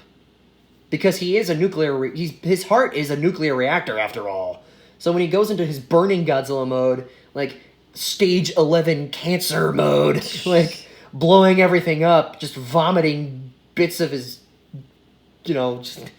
basically vomiting his innards out through his orange spiral ray, like you could just tell, like, he's dying, like, most of the movie. Mm-hmm. Of course, his son looks better. Baby Godzilla is now Godzilla Jr., and he looks a million times better. Oh, yeah. One of the most creative monster villains ever. The idea of multiple crab-like organisms that were created from the Oxygen Destroyer, which killed the first Godzilla, and having, you know, these crustaceans mutate together to form a giant demon-looking, like, basically, he looks like a demon, I swear to God.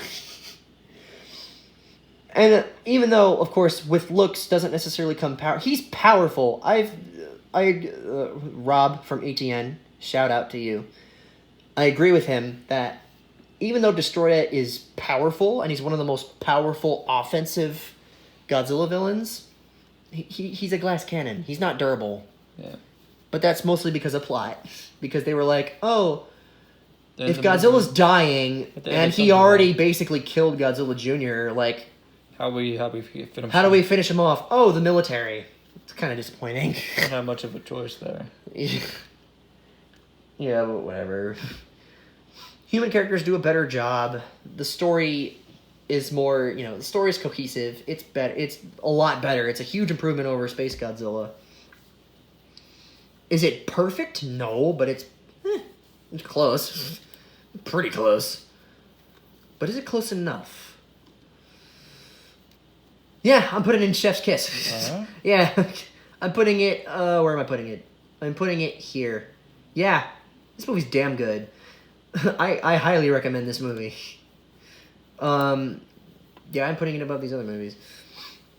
But then again, I'm looking at it kind of combination of subjectively, my opinion, and also objectively. Just, you know, whatever. Mm-hmm. Some of you might be wondering...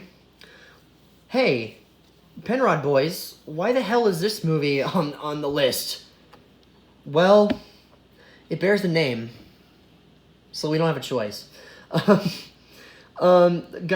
1998, the first American attempt, with Roland Emmerich in the director's chair and Matthew Broderick and Hank Azaria starring. Mm-hmm. Here's the thing about this movie. It works as a popcorn monster movie flick. It just doesn't work as a Godzilla movie.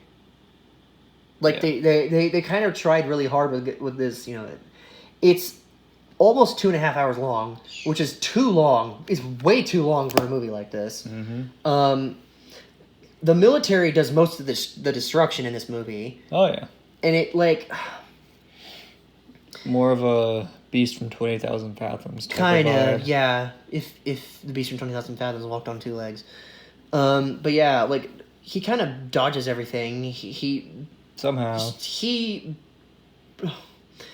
does the whole clownfish thing of, like, the genetic, like, oh, I'm going to change sexes. I'm going to change sexes so that I can, you know, asexually reproduce all these eggs. which become Velociraptor looking things. Because this one is, while I do feel like Mechagodzilla 2 had the Spielberg aesthetic, this movie feels like a trashy ode to the Jurassic Park films more than it was a faithful Godzilla adaptation. Yeah. Like, that's just how it felt, the whole movie. And then, of course, there's the French guy. Oh, yeah, he's cool. I like him. Yeah, the French guy's pretty cool. I mean, he's all right. But yeah, like, other than that, it's not Godzilla, really. Like, to us, it's not Godzilla, per se. I would take the Son of Godzilla suit over this version of Godzilla. Because, I mean, at least that was Godzilla. This is just Zilla. This is just Zilla to us. But, technically, it is canon. Technically, it's canon to the rest of the franchise. But for that reason, I can't put this in anything other than alright. Like, this movie, it's better than King Kong Lives, but not like. I mean, it's good. It's good if you want to waste like 2.5 hours of like if you want your life. Yeah. If you want to waste 2.5 hours of your life watching something that's like, you know, it's fun, but it's not Godzilla. It's a fun, enjoyable, cheesy watch, but it's not like in that late 90s way. But it's not good. And it's not Godzilla. So, whatever. Alright, Godzilla 2000. This one is an improvement, and at least in terms of Godzilla's image. Oh, yeah. But of course, this one was a response to that. This one was a response to the 1998 film. Godzilla's in a suit again. Cool. He fights Orga, which is one of his most interesting... Oh, that was weird. Yeah. Orga is one of his most interesting villains to date. Yeah, pretty much. Tries to absorb him. He tries to absorb him. He almost swallows Godzilla whole. Uh-huh. And there's the G, they're like a weather report, thing. They're kind of forecasting Godzilla's whereabouts, which is okay. I mean, it's your basic run-of-the-mill Godzilla movie. Yeah. It's definitely, it's alright. It's definitely step above the 98 film. There was also the ads that had Super Beast by Rob Zombie, which I think is really cool. And it's also, kind of reminded me of like the whole Puff Daddy thing that was in the 98 film. Oh, yeah. I will admit I like that song from the 98 film. Because even though it is a rap song that took the riff from Kashmir by Led Zeppelin, but I still like that song. As a Godzilla fan, I still like that song. But yeah, this one's going to go in the upper part of alright. It is not... It's almost good. There's a lot going for it. It's cool. It's a cool movie. Mm-hmm. Not my personal favorite. Godzilla vs. Megaguirus. This one is actually from 2000, since Godzilla 2000, the Japanese version, came out in 1999. 2000 in America, of course. This film, Godzilla vs. Megaguirus, came out in 2000. This one is another reboot, just like Godzilla 2000 was. This is another reboot of the franchise, being a direct sequel to the first movie, right here, but ignoring everything that happened in between. They did it again. This is another monster inspired by the Megalon, the giant insects from Rodan from the 50s. Except they just thought, you know what? One of them has to have Godzilla's DNA. So they were like, how many different monsters can we have in this franchise that are offshoots of Godzilla? All of them. All of them. And how many times can we recycle the same villains? All of them. All of them. Well, over and over again. Yes. But yeah, Megaguirus is okay. She isn't... She's alright. I can't, she's not as good as Orga. Orga at least tried. Yeah. This one Megaguirus, I mean, in the film, this movie's very forgettable. Yeah, it's... With the exception of one scene. Oh, when he jumps on him? The body slam. Yeah. The body slam is one of the best moments since, what was it, in Godzilla vs. King Ghidorah, when he basically looks at the guy in the window and then he blows him up. Oh, yeah. Because the guy thought he saved him in World War II. Nope. He said, no.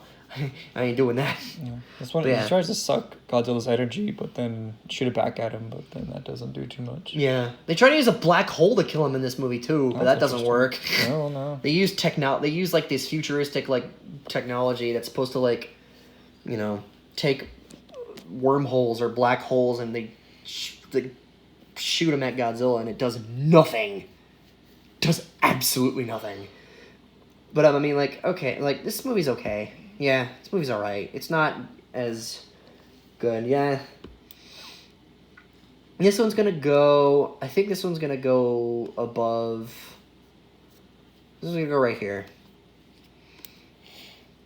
It's alright. It's alright. Wow, the alright section's getting really full. The alright section's getting a bit too full. But once you get to, like, the above, like, right around... My recommendation starts right around here with, like, any one of these three movies. That's where I would be like, you know, I think I can recommend these movies. All the ones above this. But, like, you can live without the ones below them. Like, you know, you can live without these. Yeah. Oh, jeez. There we go. GMK. Otherwise known as, well, the full title is Godzilla, Mothra, and King Ghidorah, Giant Monsters, All Out Attack. This is a lot going on. It's a long title. But it has Baragon in it. Yay. Finally, Baragon gets some exposure. And Baragon's actually played by a woman, believe it or not. Cool. The suit actor or suit actress in this case is a woman, which I think is really cool. You need that kind of, you know, work if you're doing, you know, these movies. He just comes walking around beating everybody up. Yeah, this Godzilla is like extraordinarily powerful. Like some of the shots, like you actually see people dying in this movie. It's insane, and it's what makes this movie good is, believe it or not, the story. The monsters are the complete opposite of, you know, what they normally are. In this movie, there's 3 guardian monsters. Ghidorah happens to be one of them. That's weird how they made him a good guy. They made Ghidorah a good guy. I don't like that. There's 3 guardian monsters where it's Ghidorah, Mothra, and Baragon, who were prophesized to kill this, you know, monster of, you know, or at least defend Japan from Godzilla, who in this movie is the combined vessel of all of the restless souls of the Japanese soldiers in World War II who wanted revenge for their deaths. Intense. This movie's great. I don't know why I haven't seen it as much as I don't know why I haven't seen this movie more often than I have, but I regret it. It's a good movie. It's an actually good movie. Is it my favorite? No, but like I can't deny that this movie is extraordinarily well crafted in terms of its story, special effects, and just overall. It's a great movie. I'm gonna put this in Chef's Kiss. Notice how most of these aren't in the God Tier list, because most of these, you know, like, I think Chef's Kiss is good enough. The God Tier is like, these movies were too good for their own sake. Yeah.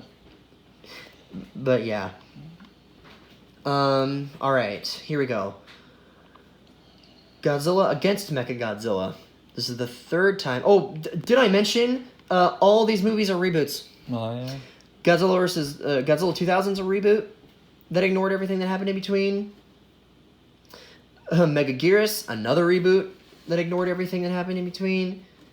GMK did the same thing.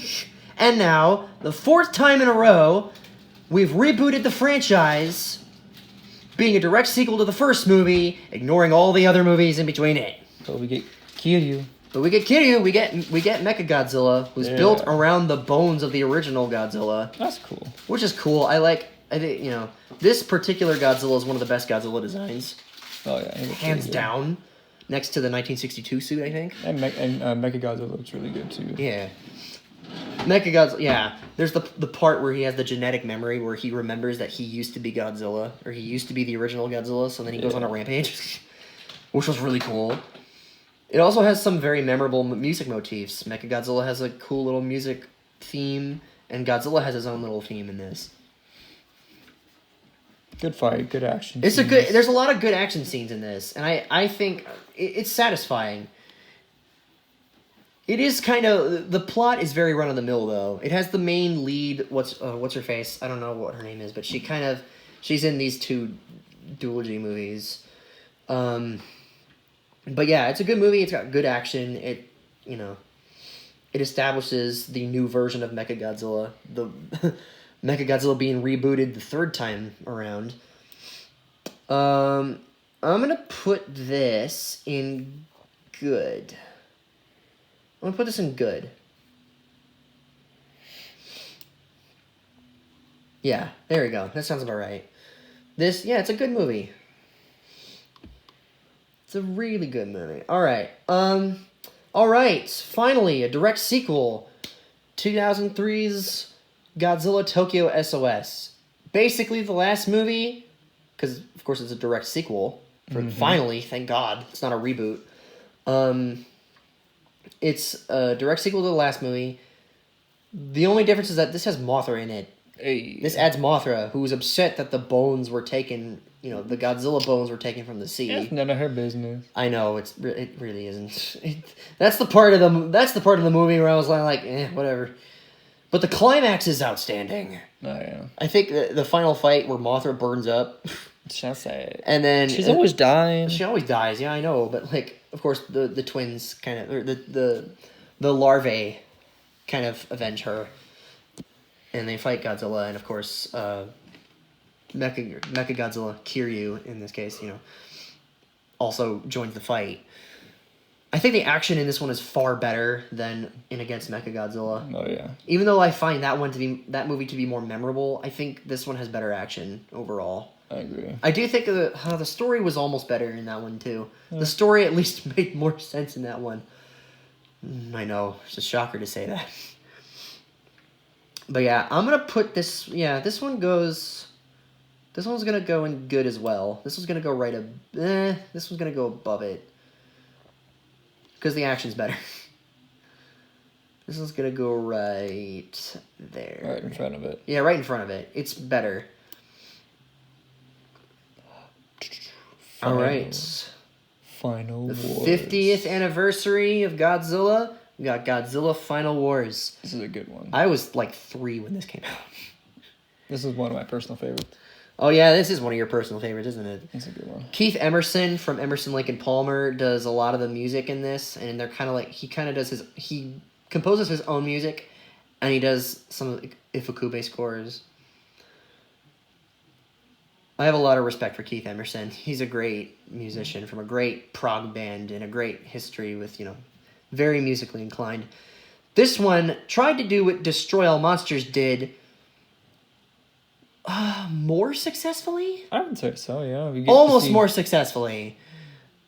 I mean, I think, there's a lot of the CG stuff.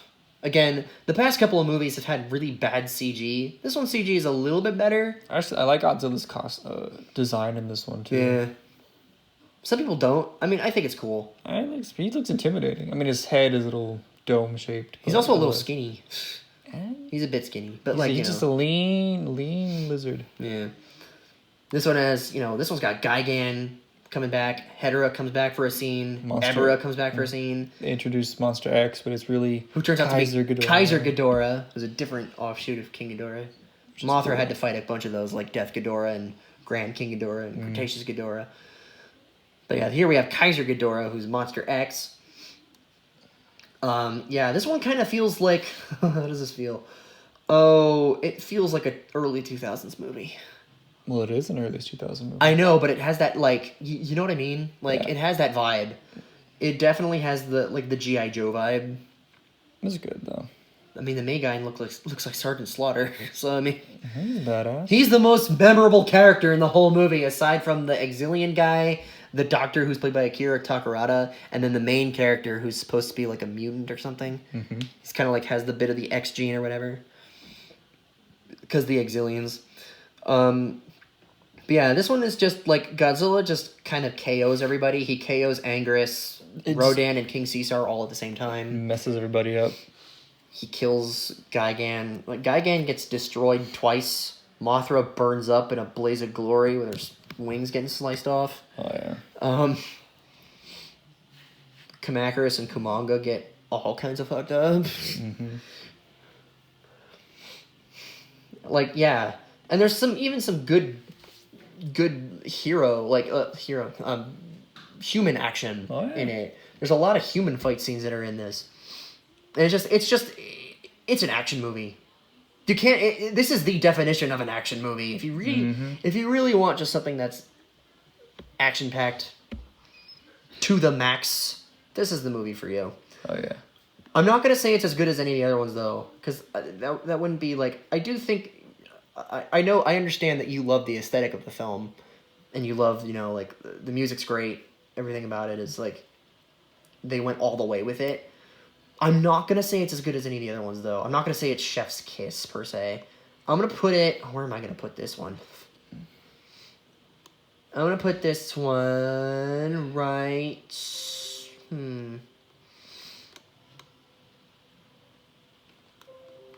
This one's tough. This one's actually really tough. I'm actually going to put this one right here. Okay. Yeah, right here. Just right in the same league as Destroy All Monsters, since it tried to do kind of the same thing, pretty much. That makes sense. All right. Oh, I know where you'd put this next one. Oh, that's pretty good. Oh. Sounds really good. King Kong, the 2005 remake, done by Peter Jackson. Reintroduces the King Kong again after a couple decades of being absent. This is the only one that doesn't have a sequel, by the way. Yeah. There was no sequel. There was going to be a sequel, believe it or not. How? And guess who was going to direct it? Who? Adam Wingard, or Wingard, I should say. Who's doing Godzilla vs. Kong. Well, that would have been funny. I know. He gets his chance. This movie was really long. Oh, yeah. Like, I give this movie a lot of props because it kind of revolutionized film in the same sort of way that the first Kong did in 1933. But, like, I don't know.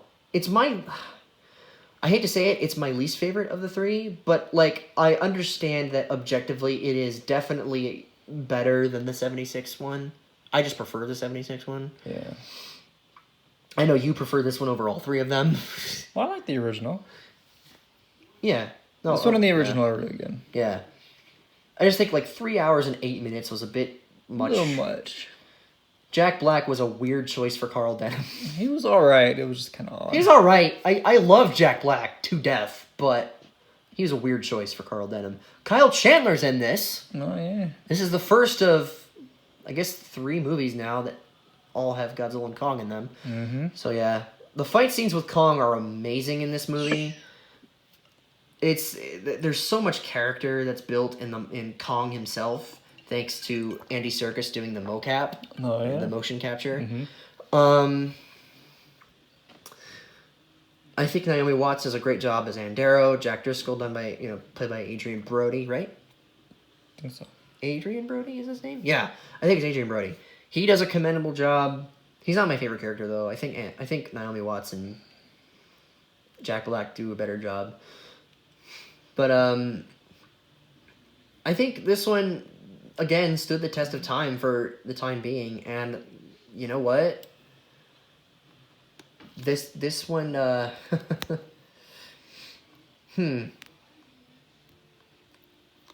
tough call. I may... This one's going to be tough for me. But I think I'm going to have to put... Chef? Chef's Kiss or God Tier? I was thinking... Is it better than GMK? Just wondering, is it better than GMK? Chef's Kiss. Okay, yeah. Yeah, let's put a Chef's Kiss. Right here. Right below...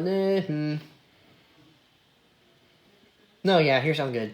Right below GMK. Of course, some of this is taking into account the objectivity of it all. All right, Godzilla 2014. This is the first of the MonsterVerse. The first official MonsterVerse film. Well, I loved it when it first came out. This is the first movie... King Kong was the first movie I was aware of that came out in theaters. This is the first one I actually saw. Yeah, this one was good when it came out. I think the human story is decent. Human actors, acting's kind of... Bryan Cranston. Cranston. They should have kept him in it longer. Yeah. He should have been the main He should have been the main guy. The Mutos are cool, but they're just Cloverfield all over again. Yeah. It just kind of feels like Cloverfield all over again, with EMP instead. Just EMP attack. How they used Godzilla was great, though. How they introduced him. Oh, yeah. Kept the suspension going. Like, the way he was used, even though he had very little screen time and they're all like cutaways and all that crap, like, the way he was at least used and the way he was introduced, all top-notch. It was Aaron Taylor Johnson and Elizabeth Olsen as husband and wife before they were brother and sister in Age of Ultron, Quicksilver and Scarlet Witch. Ken Watanabe is great. What's her name? Vivian Graham, I think is her name. I don't know. Sally Hawkins. No, Sally Hawkins. Vivian Graham is also in this movie, though. But I think Sally Hawkins is her name. She does a good job. But overall, I think this movie is kind of like... This movie's just good. Like... It's good. It's just good, I think. I like it. For the most part. I think the best place to put it would be right here. Somewhere in the middle, I think. Right about here. Alright, Shin Godzilla. I have not seen this one yet. Shin Godzilla, I liked this one. This has the best destruction, like, the best middle sequence of any Godzilla movie ever. It's a very different Godzilla. If you go into this Godzilla movie thinking that he's just the typical Godzilla you know and love, don't think that way. However, I prefer this Godzilla over the 98 Godzilla because this one at least has more abilities and it adds on to Godzilla and it makes him more powerful and it still maintains the image overall with the exception of the whole tadpole thing. But like, it adds more to his origin, and it's technically a reboot, I guess. And it's not even like a sequel. It's not a reboot as in, it's a sequel to the original. No, not like the other movies. This is an actual reboot of the franchise. It's its own thing. And it's good. It does recycle a lot of music. There's some great music motifs in this, but it does recycle a lot of Ifukube scores. I was hyped when I saw this in the theater when it came out for like that 3 week or like it was out for 1 week, but it was so successful that they extended it by like 3 weeks for its American theatrical release. I was happy when that happened. It was great. I think it's good. I actually think it's really good. I think it's damn good. But there is a lot of talkiness in it. It's a neopolitical... It's a Japanese neopolitical drama. It's very, very, very talky. Not the biggest fan of that kind of thing. Characters are all forgettable, but that's kind of the point. But yeah, it's dark too. I'll give it that. So, you know what? Yeah. Good. It's a good movie. Kong Skull Island. The second MonsterVerse movie, prequel to the 2014 film, has about as A-list of a cast as you can get. Marvel to the max. Marvel to the max. Tom Hiddleston, Loki. Brie Larson, before Captain Marvel. John Goodman. Need I say more about his career? Or anything about his career? He's just that good. And, of course, Samuel L. Goddamn Jackson. Nick Fury, and every other movie character. Skullcrawlers are cool. Kind of had that anime inspiration. Music is good. Alexandre Desplat's 2014 Godzilla score was good, but I think Henry Jackman also does a good job here. Mm-hmm. The acting is better. The story is a lot simpler, which is why a lot of people enjoyed it more. I was also hyped when this movie came out, and when we had all our friends together when we watched it in the theater. That was like my birthday, wasn't it? Yeah. That year, yeah. Mm-hmm. That was cool. Oh my goodness. But yeah, this one, it was good. It's a nice, very action-oriented. It focuses on the journey. John C. Reilly does a good job in it, too. His character's funny. Like, his character's pretty funny. Corey Hawkins, Jason Mitchell, they all do a great job. Kong is, he's bigger, he's badder. His moments, like when he's destroying the helicopters, outstanding. Juvenile Kong, fighting the big Skullcrawler, who I don't think is the biggest Skullcrawler anymore. He was the big one, Ramarak, but I don't think it's the big one. This is probably the male. I think we're going to see the female in Godzilla vs. Kong. Hope maybe. Tomorrow, yeah. As we're recording this, of course, because as we're recording this, it comes out tomorrow. Yeah, this one's good, too. Oh, my goodness. A lot of these are just good. A lot of these are just really good. I will put this above Shin Godzilla. Yeah, I'll put this above Shin Godzilla. Then we get to the anime trilogy. I haven't seen the anime trilogy. Anime trilogy, I'm kind of just going to breeze through these, because some of these I haven't seen all the way through. I've seen parts of these, though, so I at least kind of know what's happening. So I'm going to breeze through this. First off, Planet of the Monsters, Monster Planet, whatever it's called. First anime film. It's aight. It's just aight. It has that post-apocalyptic thing. It's cool. There's not really a whole lot to go off of. It's just Godzilla kind of terraforms the entire Earth to his, his liking, for the most part. And they explain how, there's two Godzillas. So the first Godzilla, who's small boy, they kill that Godzilla, but then they're like, oh, wait, that's not the one that wiped out our entire civilization. The one that's 300 meters tall is the one that wiped out our entire civilization. For reference, 300 meters is basically 1,000 feet tall. Big boy.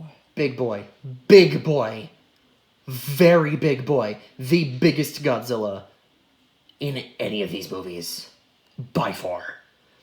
And, of course, in all three of the anime movies, all of the monster scenes are great. The human scenes do their best, but, they're eh. They're just eh. I don't really care about the humans that much in the anime trilogy. Then there's the sequel, Godzilla City on the Edge of Battle. This movie's crap. I'm sorry. This movie's crap. I mean, the first half hour is decent. And it kind of builds on, there's the Mothra reference. Oh, they finally talk about Mechagodzilla or whatever. And the final parts of it are decent. Any time Godzilla's on screen, it's awesome. And you turn the volume up on your TV and you're like, yes. But the entire middle section is a snooze fest. If there's anything, it's worse, in that respect, the entire middle section of this movie is worse than the entirety of Godzilla's Revenge. And not because it's cringy in that, because, you can at least get kind of a fun, at least Godzilla's Revenge, you kind of get, a guilty pleasure sense out of it. Some people don't enjoy that, and I understand. But some people get a guilty pleasure out of it. There's no guilty pleasure in Godzilla City on the Edge of Battle, at least the middle section, like, the whole middle section is just, like, I was so not focused. I never thought getting through a good portion of a Godzilla movie would be that much of a chore.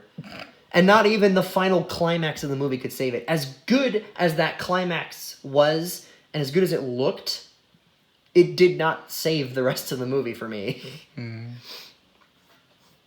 All right, Godzilla Planet Eater. I've seen parts of this one. From what I have seen, the action is better. It does kind of go into it does introduce Ghidorah.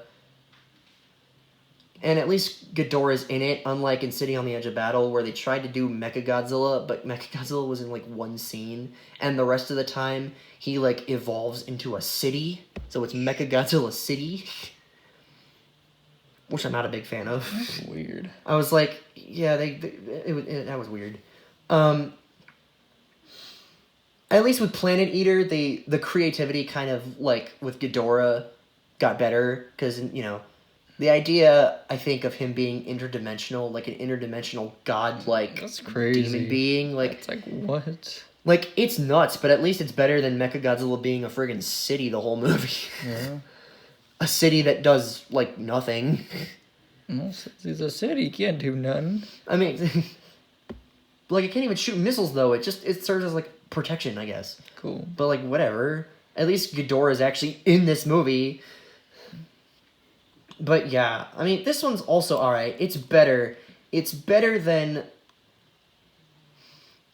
It's definitely better than the second film, and it's better than the first film. And finally, we get King of the Monsters, 2019. The third and... So far, it's the third film of the Monsterverse. Millie Bobby Brown. Kyle Chandler comes back as Millie Bobby Brown's dad. Vera Farmiga from The Conjuring. Charles Dance from Last Action Hero, Golden Child, and Game of Thrones is in it. I think he does a decent job. When I first watched... This movie holds a special place in my heart. Because being a Godzilla fan, being a fan of all of these movies, I went into this with you and a whole bunch of our friends in IMAX, and I never forgot that day. It was one of the greatest days of my life, personally, just to have that experience being a Godzilla fan. Of course, I say that like, I didn't go to prom or anything, but like, or I didn't have any other productions that I was doing that, put me on the map in terms of people getting to know me. But like, in terms of just serotonin, like, watching this movie for the first time was a highlight of my life in terms of excitement. It has Rodan and Mothra and Ghidorah. Yeah, it has a lot of the cutaways. Yeah, it has... But we actually get monster action. But we get monster action. And they bring back the original trilogy, like the core, yeah, the big four. Kind of like with Metallica, Megadeth, Anthrax, and Slayer. Oh, yeah. I don't know who it would be, but like, same idea. Toho's Holy Quadrinity. Yeah, and they introduced the new monsters too. Yeah, Methuselah and Behemoth and Scylla and the other Muto. Mm-hmm. And yeah, like, sure, the story is really lackluster, but I mean, like, the music is... Bear McCreary, you're a blessing. You're a godsend. Pretty good. Doing the Akira Ifukube score right. It was so good. And even making his own themes for Rodan and Ghidorah, because I didn't expect their Rodan's themes theme to come. slaps. That was a banger. Yeah, Rodan's theme slaps. I like Ghidorah's theme, too, in this one. Personally. All the moments of, like, Ghidorah rising from the ice, Mothra first hatching as a larva, Mothra coming out of the cocoon, all of Godzilla's first appearances, the burning Godzilla thing that they had here, reminiscent of course, Godzilla vs. Destroyer, and the Mothra sacrifice. I got chills when that happened. The Antarctica fight, was really Godzilla and King Ghidorah. In the theater, that scene... I was heating. My body became its own little heater when that scene came up. I was so abnormally excited. My body, I was shaking, and chills were going down my spine, and my body just was heating up, and I was sweating. I was like, this is so awesome. It's so good. I mean, I look back on it, and I'm like, is it perfect? No, not by a long shot. It's not a perfect Godzilla movie. But then again, I don't expect Godzilla movies to be perfect. It's hard to top the first two Kong and, the first Kong and the first Godzilla movies.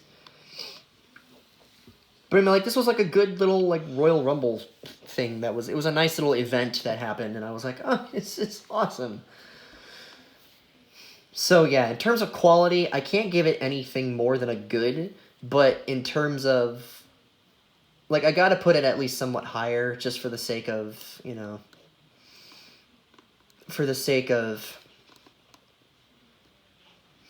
just how I felt when I watched it the first time. So I gotta put it in good. And that's our list. There you go. Yeah. I mean, if it were my own personal opinion, some of these would definitely be God tier. Like, which ones? Like, if it weren't for a couple of setbacks, like, Mothra versus Godzilla would be God tier. GMK would be God tier. Destroya would be God tier, and 1984 would be God tier. But, like, of course, those movies aren't perfect, so those get chef's kiss instead, which is still good because, like I said, anything above the middle section of eight, like right here, right around here, I recommend for those who are not familiar with the franchise, I recommend everything from here on up, and I highly recommend anything from here. Pretty much anything from here. I highly recommend here on up. And of course, these two are must-watches. You just have to watch them for yourself. You have to see them to believe them. They're just that good. And they've made their marks on cinema history, as all these films have. I love all these films till my dying day, as I think you probably do as well. But yeah, I mean, let us know what your tier list would be. I mean, we're in the home stretch. We've got tomorrow, the movie comes out. Today, technically. Oh my god, today. We're recording this at like midnight. Well, I am yawning a lot. Yeah, you are yawning a lot. But, that's our list. Let us know if you have any different opinions. Let us know if you have, any other queries in terms of how you feel about the list and what your list would be and what movies you prefer and whatnot. I mean, I'll stop the share. So yeah, thanks for watching, guys. Subscribe, dislike, comment, do whatever you want. Do your thing. You are free. You are free to interact as you please. Or, I mean, I'd prefer you interact, but, if you don't interact, that's okay. I'm not going to force anything. We'll see you after the Godzilla Kong movie for a review. Oh, yes. We're definitely going to review that. But anyway, since it is coming out, we'll see you guys on the other side. This is the Penrod Boys. Signing out. Catch you on the flip side with our movie review. Mm-hmm. Yeah.